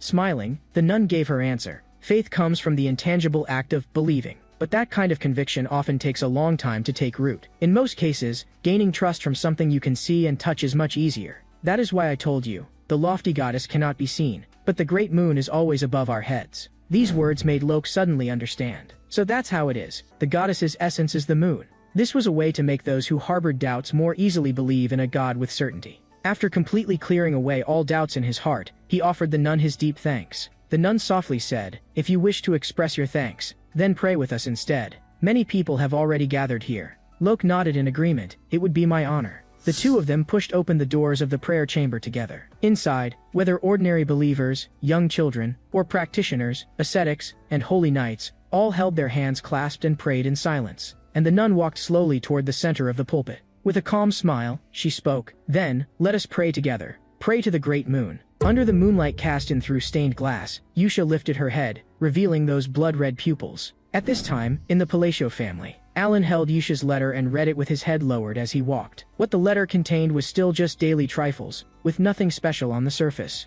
Being able to confirm that the 5 great sins were all doing well should have been good news, yet Alan still couldn't help letting out a soft sigh. Because other than Yusha, he hadn't received a single letter from any of the kids. That made him feel inexplicably lonely. But thinking carefully, he could understand it too. After all, he had never visited the orphanage even once, and naturally he had never truly met any one of the 5 great sins in person. To them, perhaps he was nothing more than a kind uncle far away in the heavens who occasionally lent a hand. In any case, he had now completed his original goal, guiding the 5 great sins onto the right path and stopping them from heading toward an ending where they destroyed the world. By rights, he had no need to feel unwilling to let these things go. However, the human heart is made of flesh, after all. Alan couldn't help but feel a trace of disappointment. Still, he soon put his gaze back on Yusha's letter. His face looked calm, but deep down a quiet sense of satisfaction surfaced. Because Yusha mailed a letter on time every month, that continuous concern made Alan's heart feel warm. He had worked hard to raise 5 kids, yet each and every one of them didn't know gratitude, too lazy even to write a letter.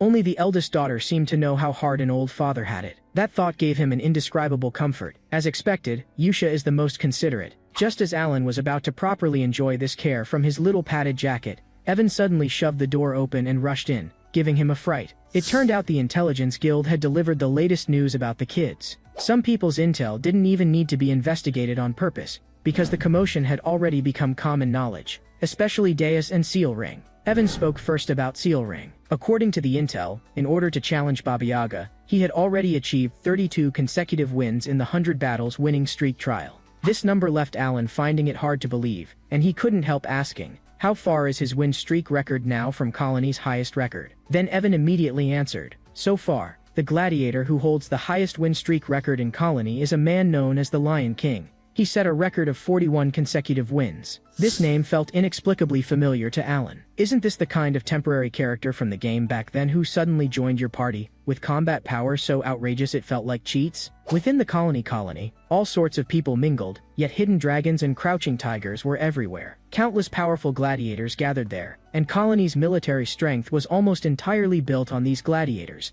to the point that the surrounding countries didn't dare act rashly. He hadn't expected Seal Rang to be so close to catching up to the peak of that era. Next, Evan brought news about Deus's Night Order. It was rumored that the Eclipse Night Order he led had successfully executed one of the 8 great chieftains of the barbarian tribes, Koga of the Snowfields. You had to know, those barbarian powerhouses were all monsters transformed through some bizarre ritual, long since far beyond the realm of normal people. In fact, even without Evan explaining further, Alan knew about the 8 great chieftains, because back in the game era, he had long known how absurd their combat power was. What made Alan even more uneasy was Ultorus, known as the Divine Descent Vessel. Once he fully awakened into a true divine avatar body, he would possess power enough to contend with the 5 great sins. Thinking of this, Alan couldn't help feeling a bit relieved. At least according to the original timeline, he wouldn't have to face such a monster personally. Ultorus would only appear after the 5 great sins descended. And now, Deus, who could kill one of the 8 great chieftains, someone even Master Tier Knights would struggle with, had already been regarded by the outside world as an existence that could stand shoulder to shoulder with the first swordsman, Reinhard.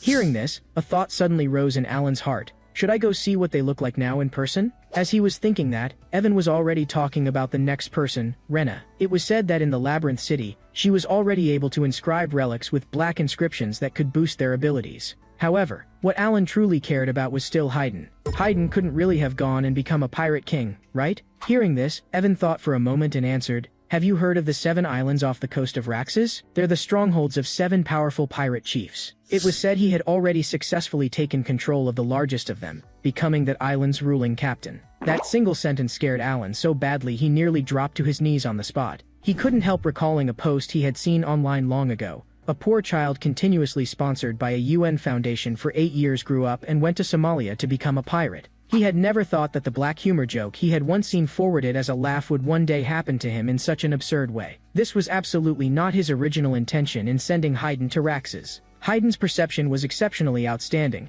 and he also carried the extremely rare sea god race bloodline. In the water, he was practically omnipotent, like a fish in water. With this perception talent, he he could absolutely become a top-class treasure hunter, salvaging rare relics sleeping on the seabed of Raxus. This was also the career path Alan had designed for him. For that reason, he had even specially gifted Haydn an item specifically meant for perception. And now, here it was, he had actually become the strongest pirate across the 7 seas. A question suddenly popped into Alan's mind. How did Haydn take down the captain of the first island, anyway? You had to know, those pirate captains were almost invincible in naval battles. However, he quickly thought of the answer. Perhaps Haydn had fished up some particularly powerful things from ancient relics on the seabed. In order to obtain a certain artifact produced near Raxus's coasts, Alan had also once spent 3 days in the game crazily playing a treasure hunting mini-game, then used that artifact to crush the boss captain and brazenly seize his ship position. So beating the captain through equipment advantage and taking his position was, in a sense, entirely doable.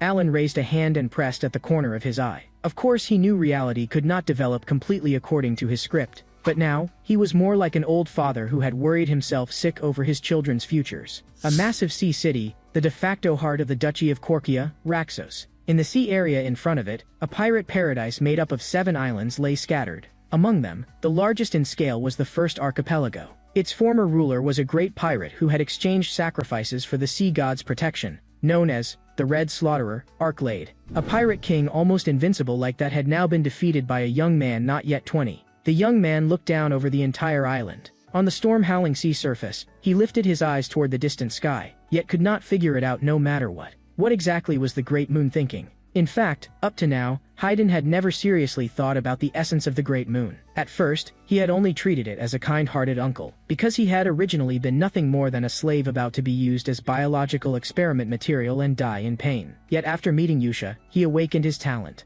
Later, Blue Moon's actions, to him, were more like following Yusha's lead. So when he received his first order from the Great Moon, he instinctively felt strong resistance. He did not understand the meaning of that order. Like Seal rang before him, he did not understand. What use was becoming a treasure hunter, exactly? Toward this, he even felt a bit annoyed, because he had far too many targets he had to take revenge on.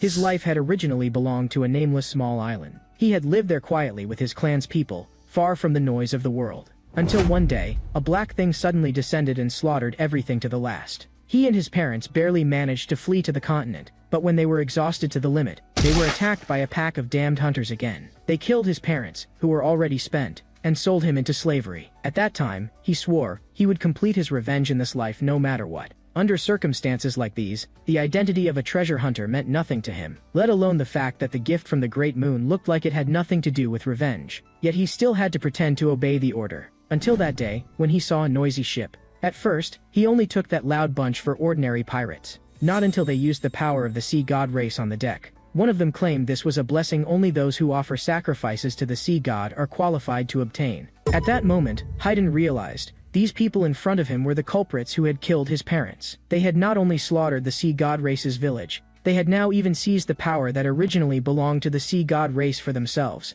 then wrapped it in a false outer layer of sea god's blessing. In fact, the reason the sea god race could use that power was through the sacred right bestowed by the sea god they believed in, Clyad. And now, every pirate captain of the 7 seas was using this stolen power. At the moment he became aware of the truth, anger, ecstasy, and an indescribable confusion intertwined into one. Although since being rescued and in every Blue Moon operation afterward he had never mentioned his past, at that moment he had an almost frightening intuition, as if the Great Moon had long since paved the road for him. As though, in order to fulfill a promise, it had deliberately handcrafted a perfect opportunity for revenge for him. Even so, he could not act immediately, because those pirate captains all wielded the power of the sea god race. With his strength at the time, he was far from enough. So Haydn began to think calmly. Since all of this was arranged in advance, then the gift bestowed upon him must have its use. So, without hesitation, he leapt from the towering cliff. After swimming only a short distance in the seawater, that gift began to take effect. Seawater surged and gathered before his eyes, eventually Nintia into a pair of transparent goggles.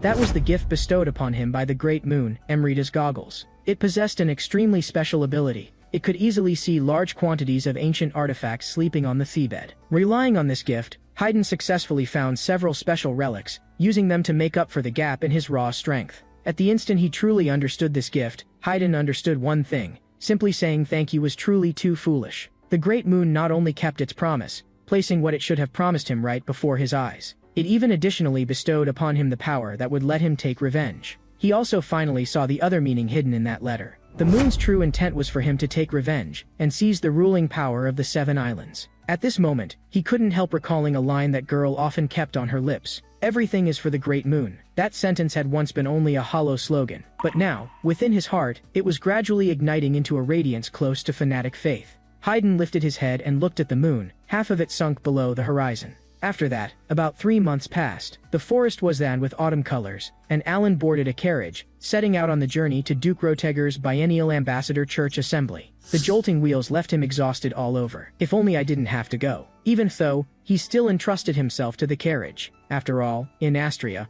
all nobles had to attend this biennial ambassador church assembly. This was explicitly stipulated. Before long, 2 more carriages, one after another, pulled alongside their convoy. They were the convoys of the other 2 nobles scheduled to rendezvous with them. Whenever Archbishop season arrived, there were always some greedy mercenaries or bandits who set their sights on nobles, so the nobles would gather together from the start, to make those blind robbers give up even the thought of getting close. And Alan, of course, joined this group that set out from the east. Everything was safe and sound during the day. The real problem arose at night. By the campfire, the other 2 nobles couldn't help but sneer. So you're Count Palacio, yet you've only got a single guard? Isn't that a bit too shabby? Could it be that after inheriting the title, you can barely keep your finances afloat? In fact, what Alan truly dreaded was never mountain bandits or thieves, but people like these, who like to wag tongues behind others' backs. Starting from his grandfather's generation, House Palacio had been notorious. Their military force, from that time on, had been regarded as a dark and evil power, and they had never stopped infiltrating and controlling the eastern underworld. But ever since Alan took over as count, in these past few years, House Palacio had stayed its hand, and it had even drawn a clear line with the underworld. Precisely because of that, those jackals long suppressed by Palacio, who could only gnaw on scraps at the margins, began to cast their eyes on this loosened territory. One by one, all of them planned to seize the chance to get a share. And because of Alan's apparent inaction, the rumor that he only became count because he got lucky spread more and more as if it were true. As time passed, the rumor was simply treated as fact. So the outside world's evaluation of him gradually shifted from the behind-the-scenes mastermind who controls everything to a lucky idiot youngster pushed onto the stage by his family. Alan hadn't expected that these people wouldn't only gossip behind his back, but would even deliberately come mock him to his face. He lifted his eyes to those 2 nobles whose faces practically had the words "punch me" written on them, and couldn't help complaining inwardly, wasn't this a bit too much? But soon, he realized something. They were probably members of the Victims of House Palacio Association. From the family crest printed on those 2 carriages, these 2 were respectively from the Count of Kryld's house and the Count of Adorn's house, families that had long been treated like soft persimmons to be squeezed by House Palacio. But at their age, still playing this kind of low-level revenge, didn't they find it childish? Besides, the one who bullied you back then wasn't me. It felt a bit like those hecklers he used to see online in his previous life. In reality, they didn't dare make a sound, but once online they started spraying hatred at their father's enemies and throwing in greetings to the whole family. Evan at the side couldn't help sighing as well. After all these years, they're still throwing tantrums like children. Toward these 2 men's childish provocation, Alan chose to ignore them outright. Evan, very tactfully, handed over roasted corn he had brought from the kitchen. On a slightly chilly night like this, taking a bite of hot roasted corn was practically salvation. As for the chattering noise from those 2 nobles beside him, Alan simply treated it as background sound.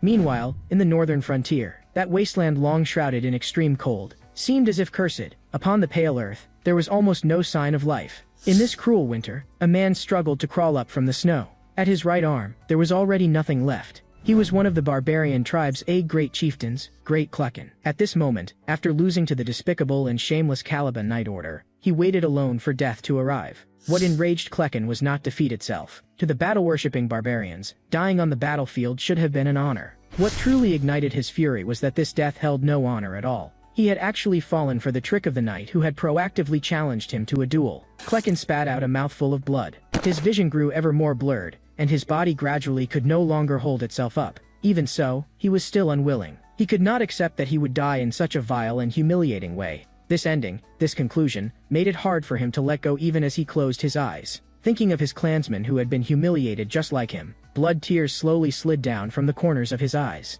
And so, the body that should have gradually frozen in the cold wind, and the consciousness that was about to dissipate, at this moment seemed to be rekindled again. He braced himself on the ground and straightened up once more. His mouth kept murmuring, "We dare to call upon your noble name." Like an incantation, he softly chanted it again and again. Immediately after, in the gloomy sky, a gigantic phantom silently surfaced. That existence had already fallen into an outer god. As it looked down upon this icy earth, the corners of its mouth slowly curled into a smile. During the journey that followed, those two nobles still tirelessly mocked Alan with cold sarcasm. Even as other nobles joined the group one after another, they never restrained themselves. Faced with this situation, Alan had only one response: ignore it. After all, he had surfed the internet for years in his previous life, and had long since carved one principle into his bones: don't feed idiots. So at least here and now, no one could truly shake his mindset. Night fell, and the group made camp in an open area. However, the two men who had been speaking without restraint along the way, the Count of Kryld and the Count of Adorn, were in a foul mood at this time. Full of pent-up anger, they complained that Alan dared to ignore them, that it was an enormous rudeness toward them.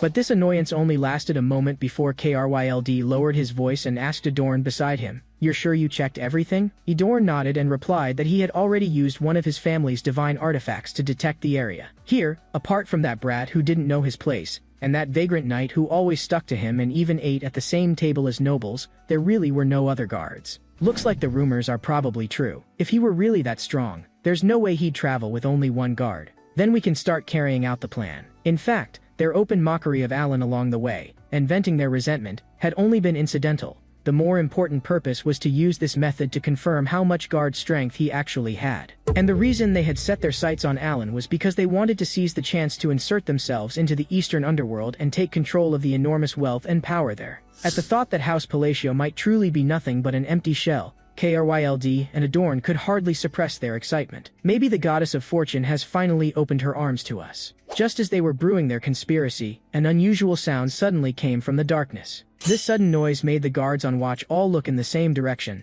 their hands unconsciously reaching for their weapons. Then, a great swarm of black shadows burst out of the woods. The guards immediately rushed to the nobles' front, spread out a defensive line, and shouted for the mages to cast illumination. Hearing that, the mage in the party raised his staff, and a ball of light shot up into the sky. At the instant the light exploded, the figures lurking in the night were completely lit up. When they saw those short bodies clearly, quite a few people let out a small sigh of relief. They were just a few goblins, that was all. To any mercenary with even a little experience, goblins, common forest trash mobs, posed no threat at all. However, the mage continued to release several more light orbs. As more light burst in midair, they finally saw clearly. The number of goblins far exceeded a normal scale, enough already to pose a lethal danger to an entire knight and mercenary convoy.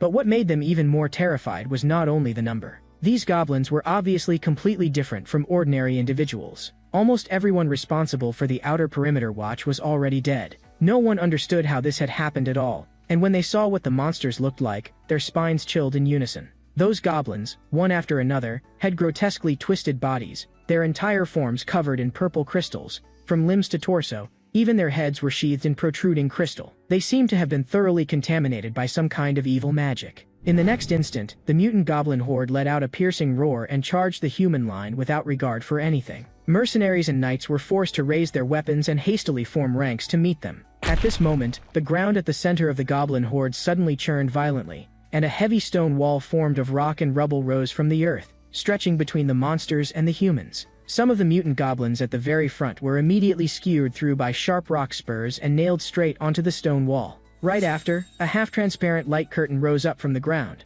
covering most of the mutant goblins within. After the mage who had cast the illumination spell blanked for an instant, he abruptly reacted. This stone wall was the Tier 3 magic wall of rock, and that light curtain covering the whole area was the Tier 2 magic shield. In other words, there was another mage in the party whom they had never even noticed. Just as he was puzzled, a calm and low voice sounded in the darkness. Compression. The rock began to rumble once more. The area enclosed by the stone wall and the light curtain suddenly contracted. That light curtain looked as if it were being slowly squeezed by an invisible hand, until at last it twisted all mutant goblins and Sishu within together into a gigantic spherical mass, which rose up from the ground. When the dust and smoke cleared, the no-man's land that had stood between humans and monsters was now a gigantic crater. Everyone looked in the direction of the voice, only to see Count Palatio, Alan, strolling out of the shadows. Vacuum. He raised one hand, and his fingertips clenched lightly. In the next moment, he spat out another word, primal return, as that final phrase fell. The bracelet on his wrist flashed with a faint layer of gray light.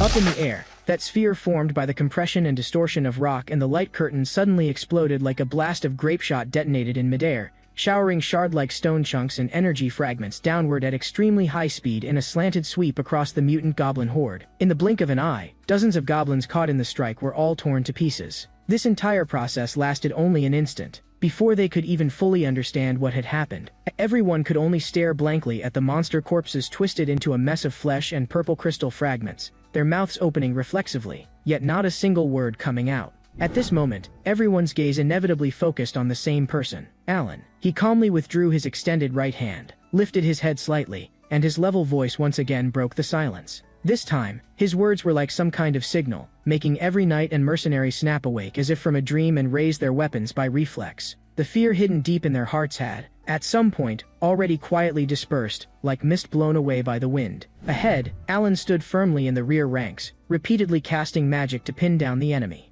Those empowered goblins, still charging stubbornly, were pierced one after another by the sharp stone pillars he summoned, and nailed to the ground. Evan stood at his side, using smooth, decisive swordsmanship to block every enemy that tried to approach him. In an extremely short time, the battle situation completely tipped. With the two of them supporting the line, the convoy actually suffered almost no major casualties. When a knight's longsword fully pierced through the skull of the last goblin still struggling on its last breath, this sudden, brutal battle finally came to an end. Several nobles in the rear also poked their heads out and looked toward the front line. After letting out a long breath, almost all the combatants turned around at the same time. They looked in unison toward the same spot. There stood Alan, who had just flipped the battle back from the brink of death, and yet still wore a calm expression, as if nothing had happened at all. Facing this powerful and composed mage, what surged in their hearts was only instinctive awe. No one knew that at this moment, Alan, standing at the center of everyone's gaze, had a faint aftershock of fear deep inside. That was close. I almost got taken away.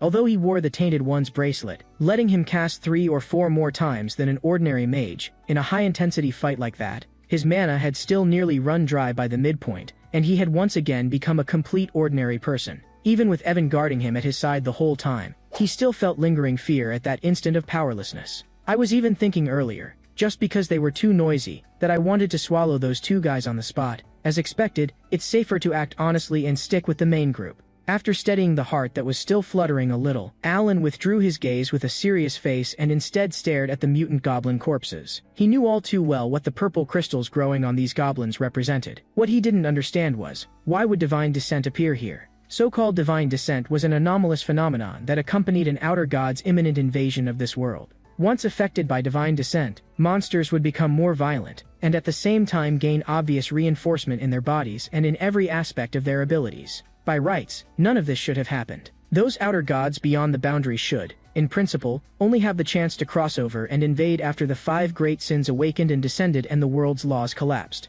However, the appearance of this divine descent phenomenon before his eyes meant that the timing of the outer god's arrival had been brought forward. Clearly the kids of the 5 great sins haven't awakened yet. So why has it turned out like this? Where exactly went wrong? To Alan, this was something he absolutely could not ignore. He immediately made a decision in his heart. Once he reached the destination, the first thing he would do was find a way to gather intelligence. And at this moment, his cold and deep expression happened to be seen from afar by Count Kryld and Count Adorn, making the 2 men's hearts jolt, their whole bodies turning cold. The next day, at Duke Roteger's estate, Alan and his group finally arrived at their destination. The constant jolting along the way, plus last night's life and death battle, left him so exhausted he only wanted to turn around and head straight home. At this moment, the only wish in his mind was, hurry up and get it over with. Hurry up and go home. The instant he stepped into the ballroom, he was briefly stunned by the scene before him. From the carpet to the chandeliers, the entire hall reeked of naked money. Even the most inconspicuous wine cup had a rim inlaid with gold. If someone quietly pried off a piece and took it away right now, as long as they were quick enough, no one would probably notice immediately.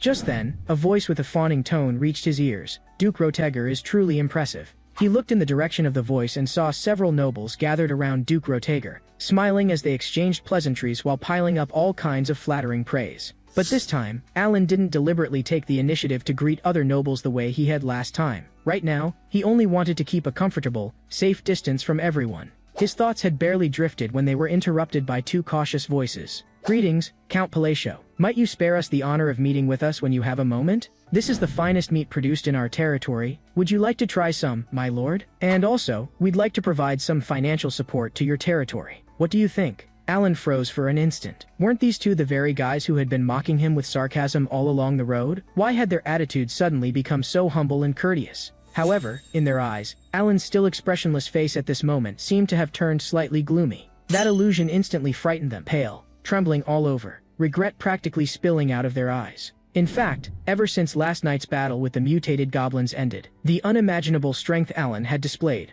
had already terrified the two counts to the core. Was that really magic? They couldn't believe what they had witnessed, so they immediately borrowed the Tier 3 mage Baron Ullman had brought along to show off. In front of that utterly bewildered mage, the two hurriedly asked whether he recognized the spell Alan had just cast. Was it some kind of variant of Tier 2 magic? Hearing that question, the Tier 3 mage Baron Ullman had hired was written all over with confusion. That is absolutely impossible as Tier 2 magic. Because the power that spell displayed easily surpassed me. It is at least a Tier 3 or higher formula. Hearing this judgment, KRYLD and Adorn instantly understood. Those outside rumors about a good-for-nothing boy who became a count by luck were pure fabrication. Even more frightening was that they finally truly understood why Count Palacio had traveled with almost no guards. It was because he didn't need them at all, and that meant that the terrifying power rumored to be capable of erasing Avalon in a single day very likely was not an exaggeration. Thus, the only conclusion they drew was, they had to placate Alan's emotions as quickly as possible and use every means to curry favor with him. Maybe then they could even keep their own lives. Watching the two of them fluster in frantic obsequiousness, Evan couldn't help muttering, "What exactly are they trying to do?" Alan gave a slight sigh. He knew perfectly well, he had been misunderstood again. Evan quietly asked him whether they should deal with the two of them cleanly. Alan only replied, pretending to be full of imposing presence, "I'll handle it myself." As soon as the words fell, the two counts' knees went limp and they dropped to the floor with a thud. Having long been oppressed by House Palacio, they understood better than anyone how brutal that family was. So even a casual, flat remark from Alan was enough to scare them into a cold sweat. After arranging for Evan to contact the Intelligence Guild, Alan planned to grab something simple to eat in the hall first, and also listen to what the surrounding nobles were talking about. Before long, he noticed two nobles not far away who seemed to be having some kind of secret conversation. Though the distance wasn't close, it wasn't a problem for him. With hearing enhanced by mana, he easily caught the details of that conversation. From it, he heard a rather interesting piece of news. It said that Duke Altia not only formed an alliance with the Count of Zenonia, but also plans to form a new faction. They say the strength of this new faction will be so great it can overwhelm all existing factions. Listening, Alan felt a bit surprised, but his face showed no grimness at all. Even if the information was true, he still didn't believe the two people stirring up storms behind the scenes would maintain this alliance for long. He lightly bit into the egg tart in his hand. The crust was toasted, fragrant, and crisp. The inside was soft and dense. The sweetness was just right, so much so that for an instant he almost forgot he was on a political stage, not at some culinary gathering. Just then, the two men's conversation drifted into his ears again. However, the true leader of this new faction is neither Duke Altia nor the Count of Zenonia. The real head is Count Palacio. Those words hit Alan like a bolt from the blue as he was savoring his food. The half-eaten egg tart in Alan's hand fell straight to the floor. His mind was instantly flooded with enormous question marks. What kind of nonsense is this? He carefully ran through his social history and only remembered having met the current Duke of Altia once at the previous ball. As for the Count of Zenonia, he didn't even know what the man looked like. He had only seen his daughter twice in different settings. He couldn't understand at all how such an outrageous rumor had been fabricated and spread. As he was thinking, he suddenly heard someone call his name. "Count Palacio, it's a pleasure to meet you. I'm Carmine, the third son of Duke Marlin of the Kingdom of Ashuttalin." Alan paused slightly, searched through his memory, and found no information about this person at all. Even so, out of courtesy, he prepared to give a brief self-introduction.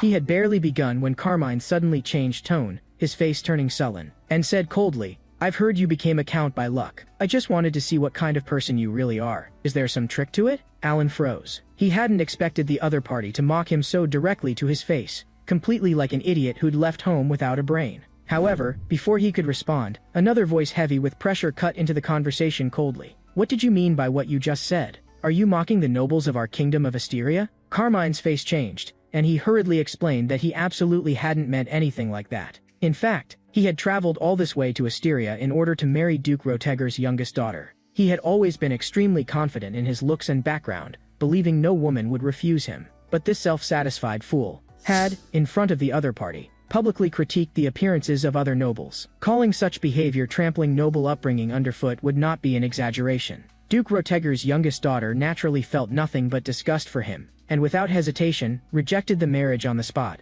Even more ridiculous was that Carmine had no idea at all why his marriage had suddenly been cancelled. In this foul mood, he happened to see Count Palacio. Before setting out, he had heard that Asteria had a black-haired, black-eyed Count Palacio, nothing more than a hot-headed youngster who had climbed into his title by luck. So he urgently needed a target to vent on. And to him, this noble who rose by luck was the perfect target. Who would have thought that the moment the words left his mouth, what awaited him was a round of harsh reprimands from 3 heavyweight nobles. Even though Alan had little interest in power, he could not possibly fail to recognize who these 3 were. First, one of the initiators of this banquet, a backbone figure of the noble faction, Duke Roteger. Second, an important pillar of the royalist faction, Marquis Mardanio. Finally, a highly weighty figure in the neutral faction, Count Palin. These 3 held extremely high prestige and influence within the Kingdom of Asteria. The Kingdom of Ashutalin has always been our ally of many years, Duke Roteger said in a deep voice. Does your behavior represent your kingdom's attitude, and Duke Marlin himself stands toward us? Carmine hurriedly waved his hands, stammering that he absolutely didn't mean that. Count Palin followed up immediately, pressing step by step. If so, then what reason do you have to speak such disrespectful words to a count?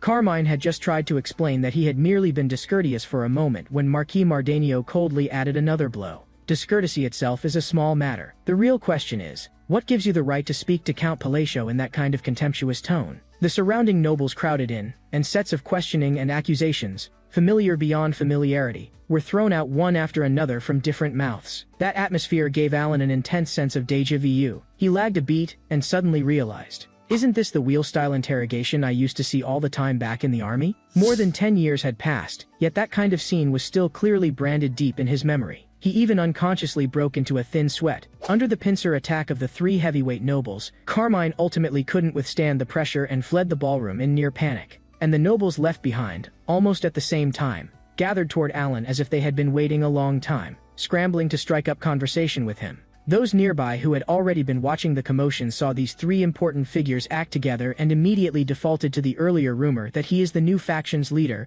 most likely true. Thanks to Alan's many-enhanced hearing, he clearly heard the surrounding nobles' whispered murmurs. Only then did he roughly piece together how that outrageous rumor had been embellished layer by layer, magnified, and then fixed in place. He was hesitating over whether to find an opportunity to explain things to these 3 nobles who were actively pretending intimacy, clarifying that the so-called new faction led by him was nothing but baseless talk. Just then, Marquis Mardanio spoke first. He said he had heard Alan had recently been researching magic, and that in the last campaign to subjugate the Beast Men, he had obtained from the seized holy objects a relic that could store and release mana, and he especially wished to gift it to Alan. The other 2 likewise stated that each of them also had a gift they wished to present. Faced with one magical holy object after another and precious tools being handed to him, the explanation Alan had been about to say wavered, and then was quietly swallowed back down. In the end, he still couldn't resist the temptation and accepted 2 magical holy objects and 5 bottles of mana recovery potion from the 3 nobles. Night fell, in an auxiliary building of Duke Roteger's estate.